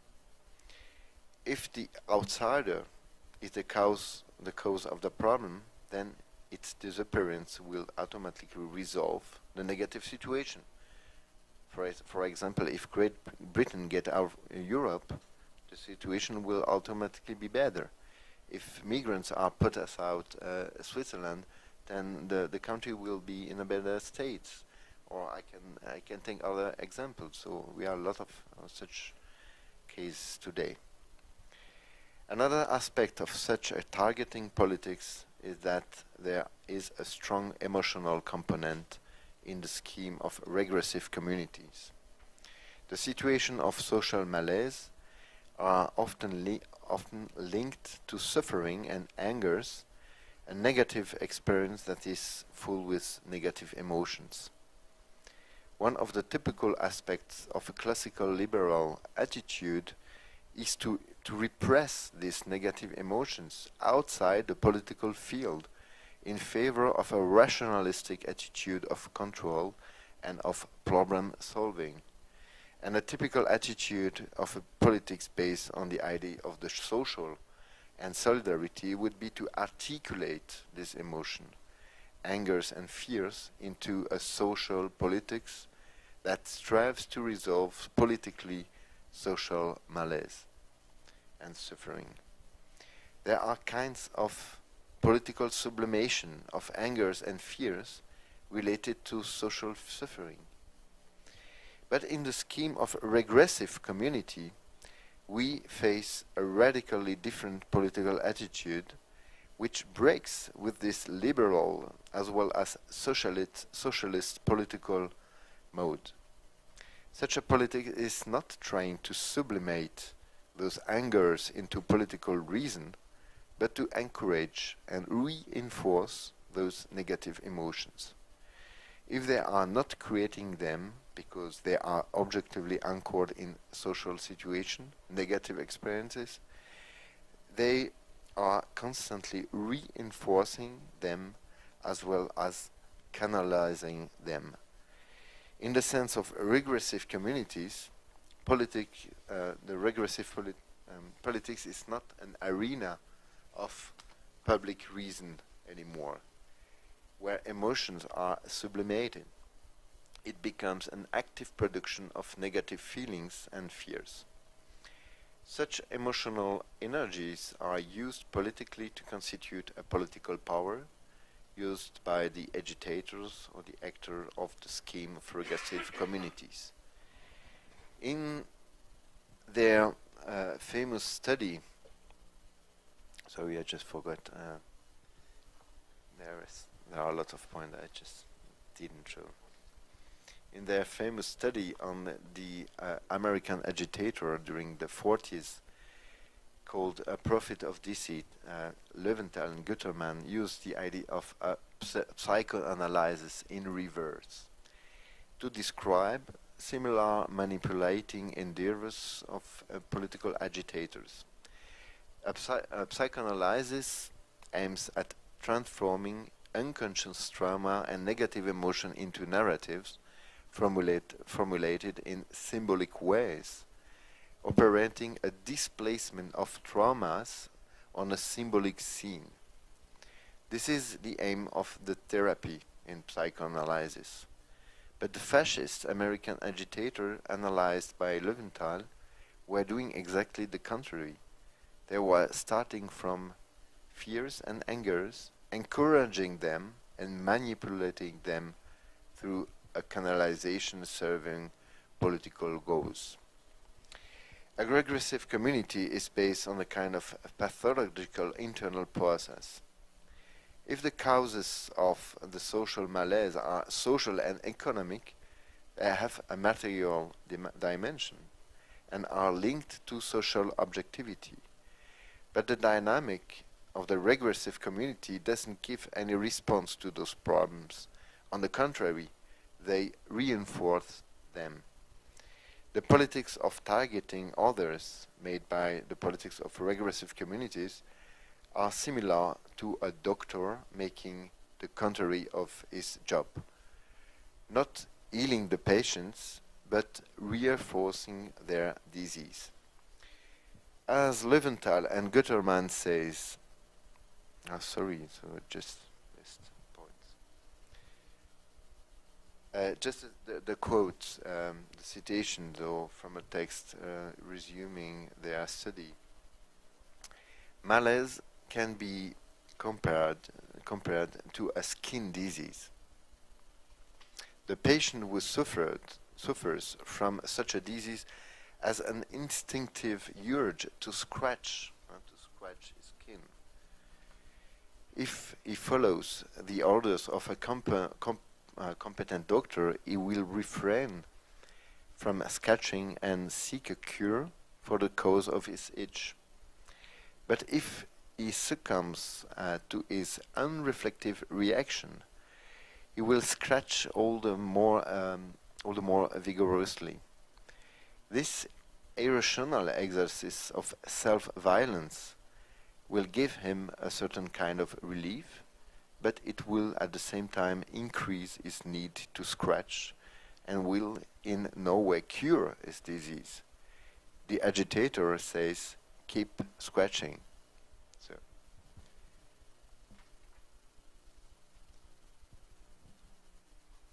The consequences of such a politics are that it cannot change the objective condition of the social malaise because it systematically targets subjective aspects, cultural aspects, stereotype, prejudices, and so on, and avoids the objective social dimension. It is a purely subjective politics that is unable to resolve the problem in questioning the origin of social sufferings. On the contrary, so it reinforces the problems.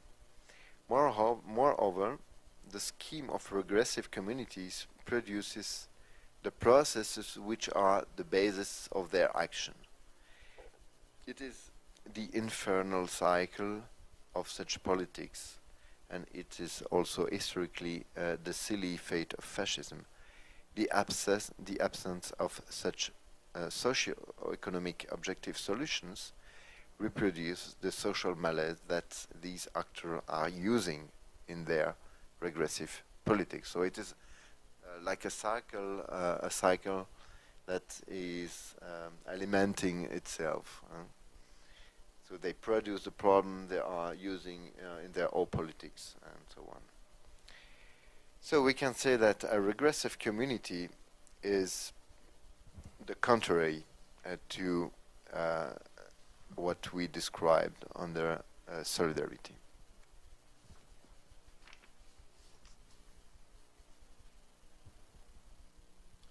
The solidarity principle supposes the existence of a collective horizon in which the individual's members can act and express themselves in relation to others without repression.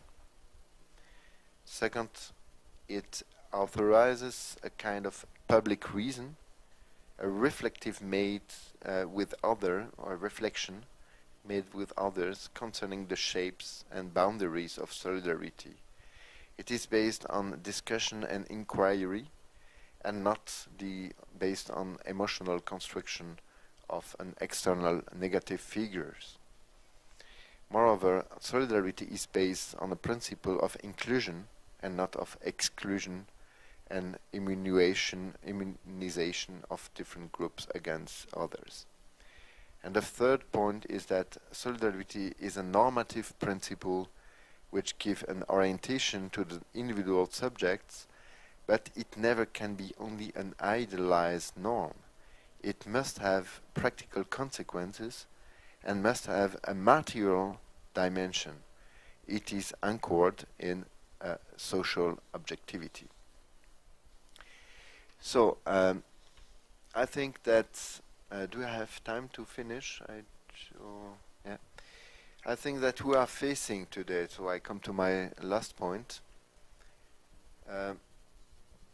We are facing a new situation today in comparison to our last meeting in December 2013, at the moment where we decided to raise the issue of solidarity and fragmentation. On the one hand, we are facing with a neoliberal agenda which is still continuing to reform institutions and have dramatic effects on the social and economic realities. The only difference is that today this agenda lacks any normative legitimation of an open global society coordinated by market relations. The dramatic continuation of the neoliberal agenda today means that it will go on destroying progressively existing forms of solidarity in actual social situation and institutions. Labor law, I'm thinking about the French situation, social security, which is systematically attacked by Macron, who think doing a politic against the Front National, but in fact doing a politics preparing the field for the Front National in the next year. So we have to think about this contradiction. So he presents himself as the liberal that is making a politics which can avoid the presence of Marine Le Pen or other figures.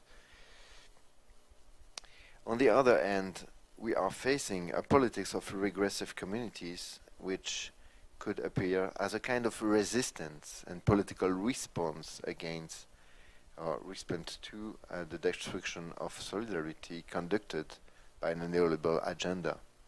I mean, I think that it was one of the aspects of the Brexit, this kind of resistance of very poor people in England. This confusion is real today, and we should keep it in mind.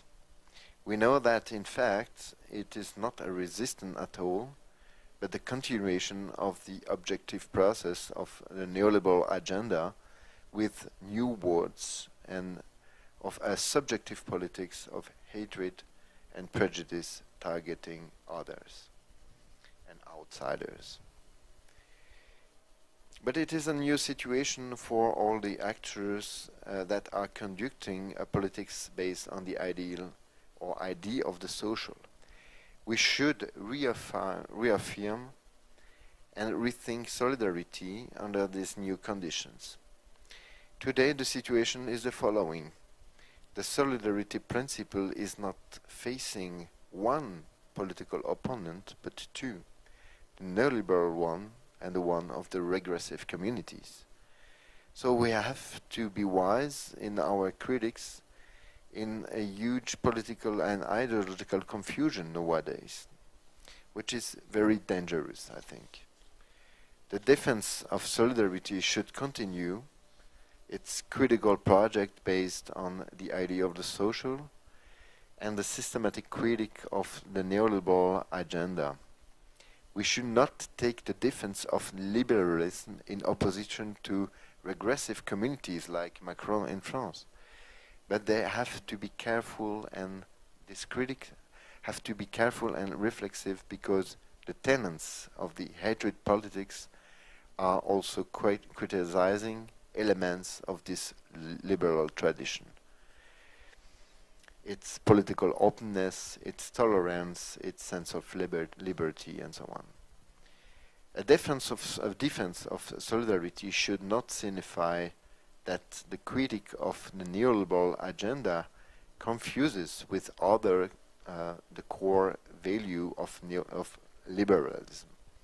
For example, the socialist tradition criticized the claim of liberty in liberalism not because of the value of liberty, but because of its false universality, and that's because of its application of to a little group of privileges.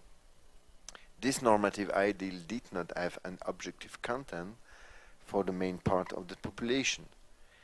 This socialist critique was not directed against the value of liberty itself, but against its lack of social objectivity. And it was pointing the internal contradiction of liberalism, not the values of liberalism, like fascism did later. The politics of regressive communities today formulates a critique against many dimensions of liberalism, as well as economic liberalism. So it is important to be clear with this critique and the way we situate ourselves. The second aspect of such politics against both the neoliberal agenda and the politics of regressive communities is the principle of solidarity. It is still central. Solidarity still has a strong normative content in social relation, as well as a material dimension, contributing to reconstruct social bonds and belongings in modern society. And it is not an ideal normative principle, only turned towards the future, projecting a kind of society based on this principle. It is also based on the present situation. As Durkheim, Hegel and the world sociological tradition has shown, solidarity is present in immanent practices of modern societies. It is present in social relation as well as in institution, and a lot of existing institutions are based on this normative principle, like Axel Honneth shows in his work. It means that we can support the principle, the solidarity principle, in referring to actual institution and reactivating and reinvigorating it through political and social struggles. What is important to me is that solidarity is not based on a spirit of protection, based on the idea of vulnerability, like the development of Judith Butler and precarious life. Seen only as a protection against vulnerability, the idea of solidarity loses its internal power. It is based on the idea of action, of acting and living with others. Solidarity is based on the praxis of social beings acting together. The last point I would like to mention is that there is an epistemic struggle to conduct today against the tenets of regressive communities.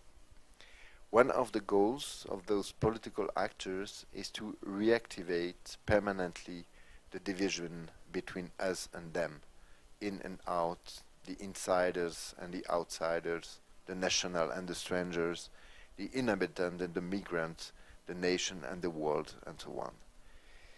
Against those divisions used by the politics of regressive communities, an epistemic struggle should be made that shows that the problems are not the outsiders, the strangers, the migrants, the external workers, but the one of the social and economic structures.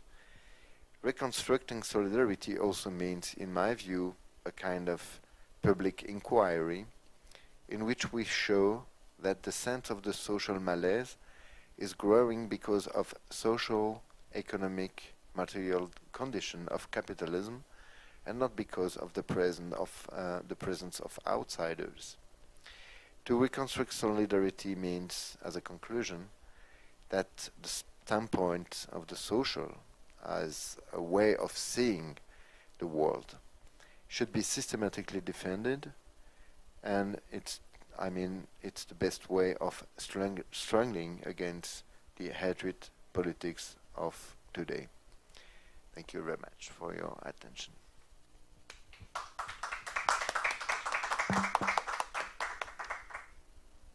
Thank you very much, Olivier. We have open floor for questions. We have around half an hour, 20 minutes.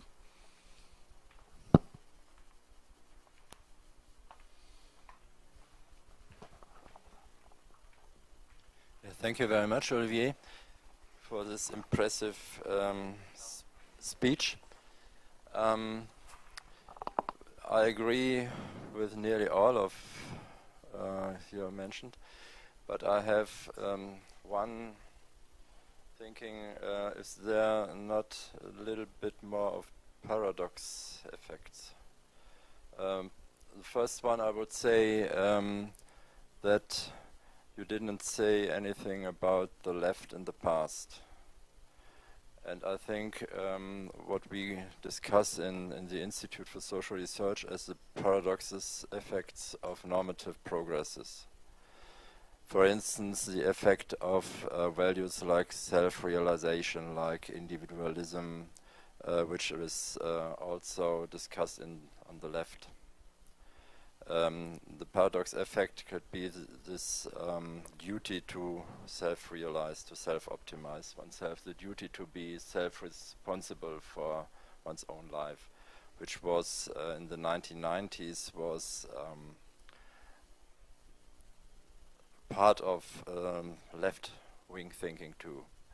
And so I think we have to think about self-criticism, what solidarity was forgotten on the left too. This is the first point. And so some part of left-wing thinking perhaps is one cause more for the right-wing movement now. This is the first one.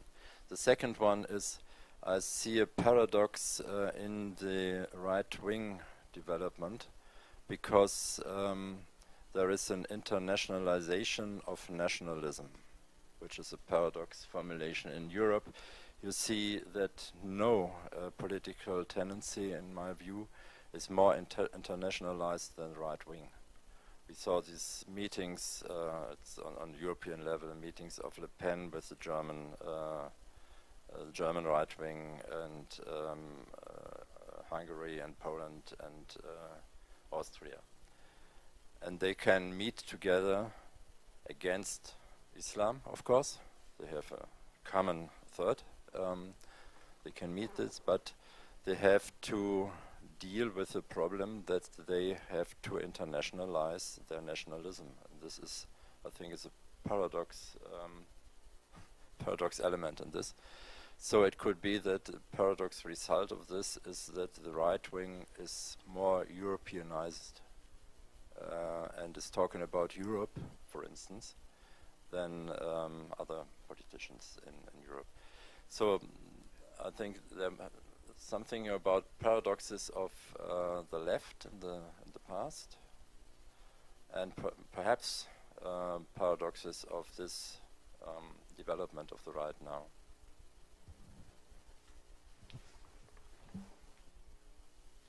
Thank you very much, Stefan, for your two questions, which are a bit difficult to respond because I wanted to introduce these questions of paradoxes, and in fact I had some difficulties because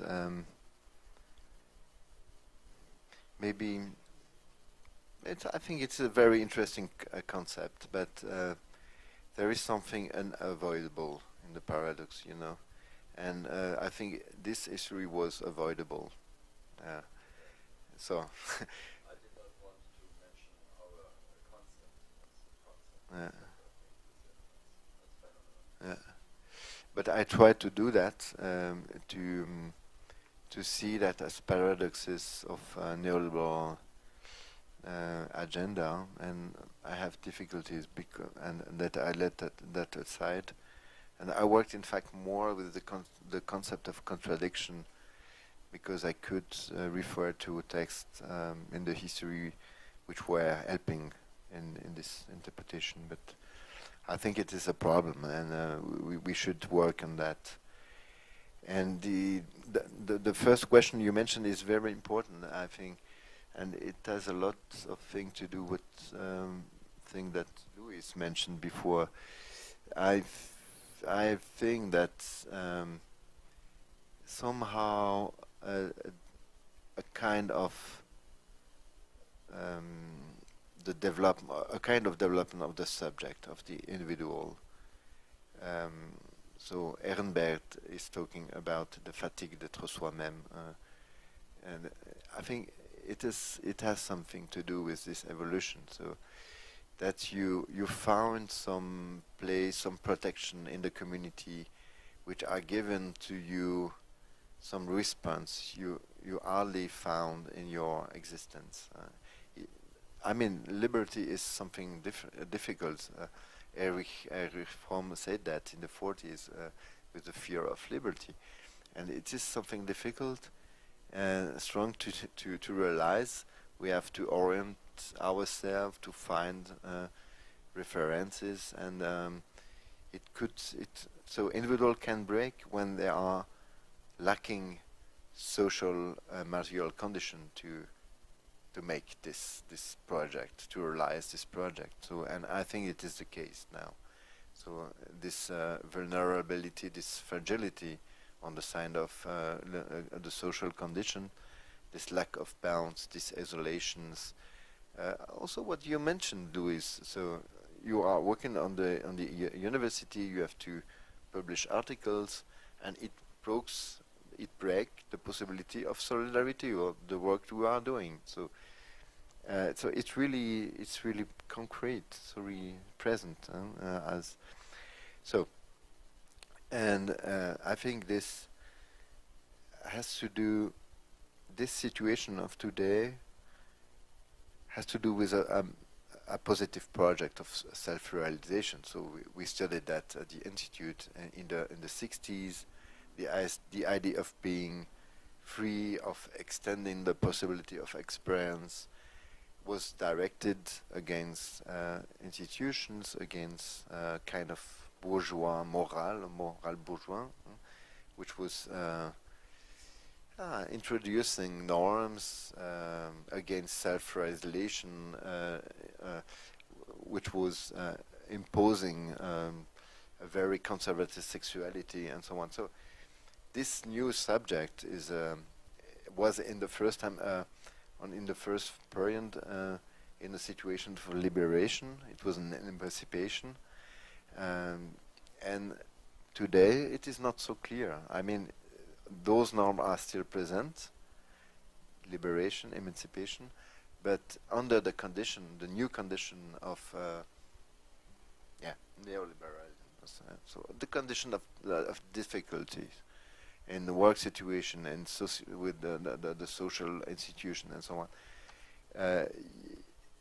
You just don't have the possibility to realize this in a sufficient way. So it could be an attraction to be part of a community, and I mean, I think it is part of what we describe with internet. So this community of communication, which gives orientation, which gives you not only information about the world, but information about the way you can live, you can act, you can be with others, acts, I don't know, a lot of things that are really intimate.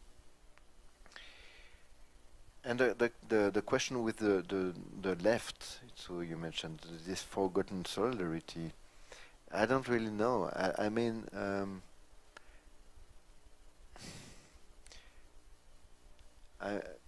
I think that the left just took a lot of this neoliberal agenda. So the social democratic party in Europe, they just accepted a lot of dimension of this neoliberal agenda, and a part of the left just went away from this solidarity principle, introducing this neoliberal agenda, and another part of the left tried to introduce this reivindication of the new left of the 60s in a new form of living, and I think it was absorbed by new conditions. So we lost a space in the left, I think, and we have today to reinvent and recreate it. So that was the first aspect of the question, of the first question. The second one, yeah. The second question is difficult because I think it's not new. It's an old paradox of fascism in history. So there always was really, really internationalized, and at the same time making a national politic of community. So if you believe what they are saying, you can't imagine the collaboration between Italy and Germany in the 30s, and so I think the problem is different. They are not really believing what they are doing, and at the same time they are strongly believing in it. I think we can understand that when we see that the point is a kind of regressive community that stays at an abstract level. That when Leventhal and Göttermann already said that in the 40s, when we ask what is this in-group, these people can't really define what this group is. So they can define what is not. They can define the outsider, but the in-group always stays really vague, really undetermined, and it can integrate a lot of things. So I think it's one of the aspects that it should stay relatively undefined and at the same time permanently present, and it works with this out figure. So I think that this kind of politics cannot avoid this opposition. It reappears in every situation, with other figures. It's not only the Muslim today or the Jews. Can be Europe, can be the non-Swiss, or I don't know. A lot of figure can occupy this position. But it is true, and maybe the other dimension, I think I put this question of subjective dimension, subjective community. I think it's very, very, very important, because historically it was directed against socialism, against communism, and the opposition was to make a community idolized, imagined, and they needed to have a lot of specification, also biological specification, because they lacked this material dimension in the way we are understanding its social economic basis. So they tried to have this from a subjective point of view in depicting those criteria. So it is intention, and I think it's where we can attack those politics in their incapacity to make what they are pretending to make. When they are pretending to resolve a social problem, so we can just say and show that it is not the case, that they are systematically not in this position.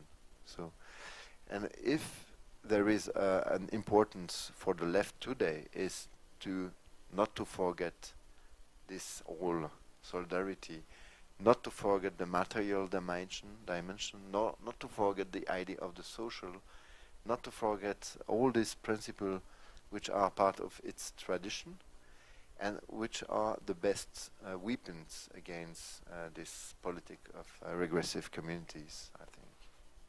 So I don't know if I respond to your questions, but I hope. Stefan continues and then.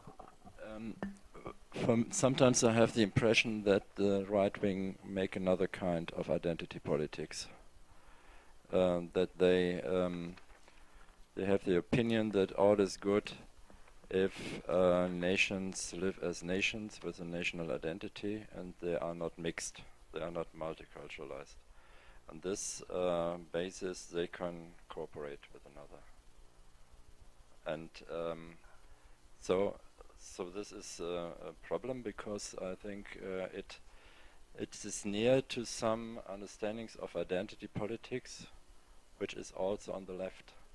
If you think of in the past about national liberation movements and so, you always and you see, I read a book last time where the author shows that some figures of the new right wing in the past were on the left wing in Germany.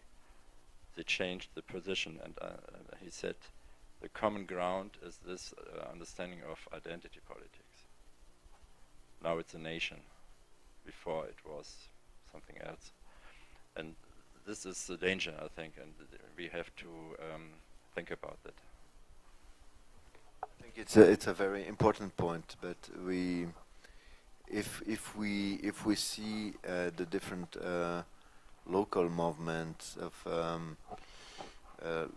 regionalist liberation. So in France you have in the Bretagne you have a very leftist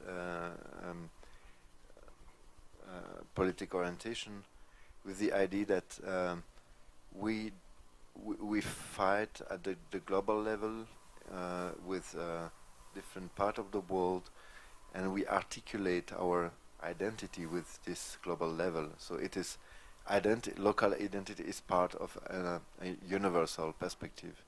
If you see in Italy, in North Italy, the Lega, or in France there was also in the Savoie very right-wing movement.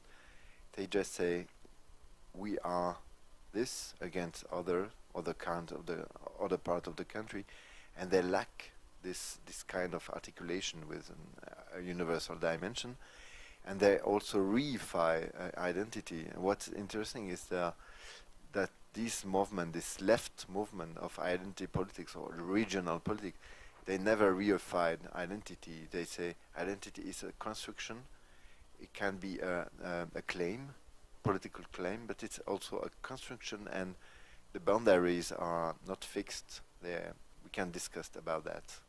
We can translate it into rights and so on. So they refuse any kind of reification and biologicalization of identity. I think it's a difference, and there can be a left identity politics, but the field is always dangerous, I think. So you're right in this. Thank you, Olivier. I had two questions for you. First is about social control. I think when you talk about the regressive community, I think it's important part of this is the difference nowadays in the internet, and how the internet could mobilize some identifications and could divide. It could put together different people, and I know you talk about this kind of communications, and I think that's an interesting aspect. I want to ask you if you saw in this regressive communication an infrastructure, economic infrastructure that are really important for them. And yes, the infrastructure like Facebook, like Twitter, like Instagram, they use the image, they use the recognition of the other like a value, objective value to the system, and put in the regressive community also. They put together in not only a regressive community to the normative, but also in the infrastructure. The infrastructure that shows this continent to the other. I think it's important thing, because like the hypothesis of Stephen about the guy that I talk about, it's a reaffirmation of the existence in this media.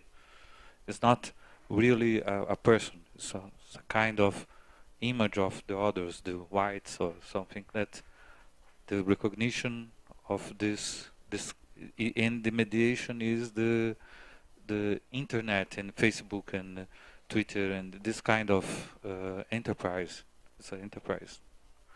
And the second aspect is when you talk about the solidarity aspects and not expectation, I think about a kind of treatment, the solidarity as a kind of treatment, not a protection, not a shield, but like a treatment of the suffering, a kind of refresh in the. I saw. I stay in occupation here in Brazil, social movement that occupied the MST and MTST, so urban version of MTST, movement of workers without house. And I saw people happy to stay into the movement, to stay together. Not only because they had a protection, not a protection, spiritual protection, but a protection of the of a house, but also the protection of the others. A reaffirmation of the others, not like Facebook, but a reaffirmation of the others, with concrete others. And that is a question that I ask you: is if this aspect of solidarity aspects we could think in the aspect of treatment of the suffering, for the suffering. Thank you. Thank you very much, Luis.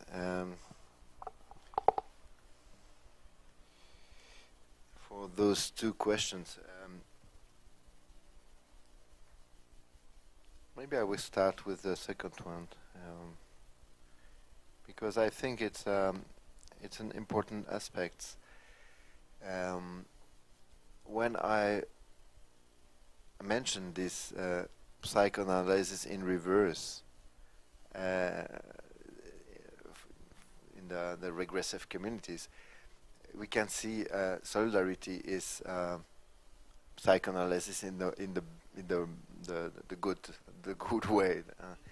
So because it is doing what you mentioned. So being with others, being in the situation of communicating about its own experience, speaking about suffering, being in the situation of developing a political vocabulary or language about his own situation. So all these things are really important to construct sense of solidarity, being with others and acting with others. And I think also solidarity has this practical aspects. When I'm helping others in their struggles, in their needs, so I see that my practice has an objective effect on others. So I perceive this value of my action. And I mean, when we perceive the objective result of our activity, it has a really strong consequence. So a good feeling of seeing that my action is has a kind of resonance in the experience of others, and all those things are really important. And I think you're right. Solidarity is a kind of treatment and a kind of transformation of negative feelings, experience into something that is in the area of the social and the politics. So, and that's in a way fascists do in a different way, because they are using this emotion in a negative way. So the first question you raised, I think it's a very, very important question, and difficult to analyze, and we did that in this journal, so on the internet of the extreme right. And I think yeah, there are a lot of things. I would distinguish maybe what the groups are doing. So the extreme right groups, they are using the net since a lot of time. So they, in France, they were the first. The FN, the Front National, was the first political party using internet. So it is not new, and the reason is that they were, for good reason, excluded from the public sphere, and they use its other canals of expression. And it's an old thing. They always were really active on the internet, but we see the result now. But it's really old things. And what they are doing different things. But one, the fake news and all those things. One thing we analyzed was the so-called re-information. I don't know if you know this. So they take information made by journals and they transform it through their own vision of the world. So if there is an accident, they will say the responsible is because there is a lot of stranger in this area. So they transform the information, and they also try to take official internet platforms for instance, in France, the regions they have internet platforms. So they use the logos, the graphic, to appear very official, and they do this politics of re-information, transforming information into with their own. And it looked like objective information. So. Yeah, the way it's made. So they are producing a confusion in the area of information, so that we can't distinguish what is information and what is not. And they are really active in this area, really efficient also, because a lot of articles they just can reach other spheres of discussion. And so they are the media are reacting against that, making a lot of control of what is news, fake news. A lot of things have been developed since the election of Trump, but it's difficult because they are really present in this area. The second thing is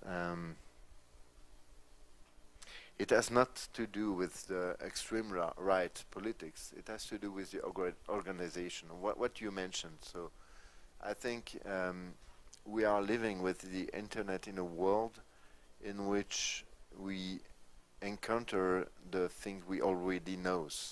If you go on the internet with traces, you have recommendation based on the things you already buy or so. So they are creating bubbles, and bubbles function like regressive communities, in fact. So you just find what you, the world you already know, and you want to encounter a world that is strange. So it's like a regressive community, and with a market ideal. Maybe it's a paradox, because the idea is that you are seeking the information, the products you prefer, you desire. So, and they are concealing these products to you.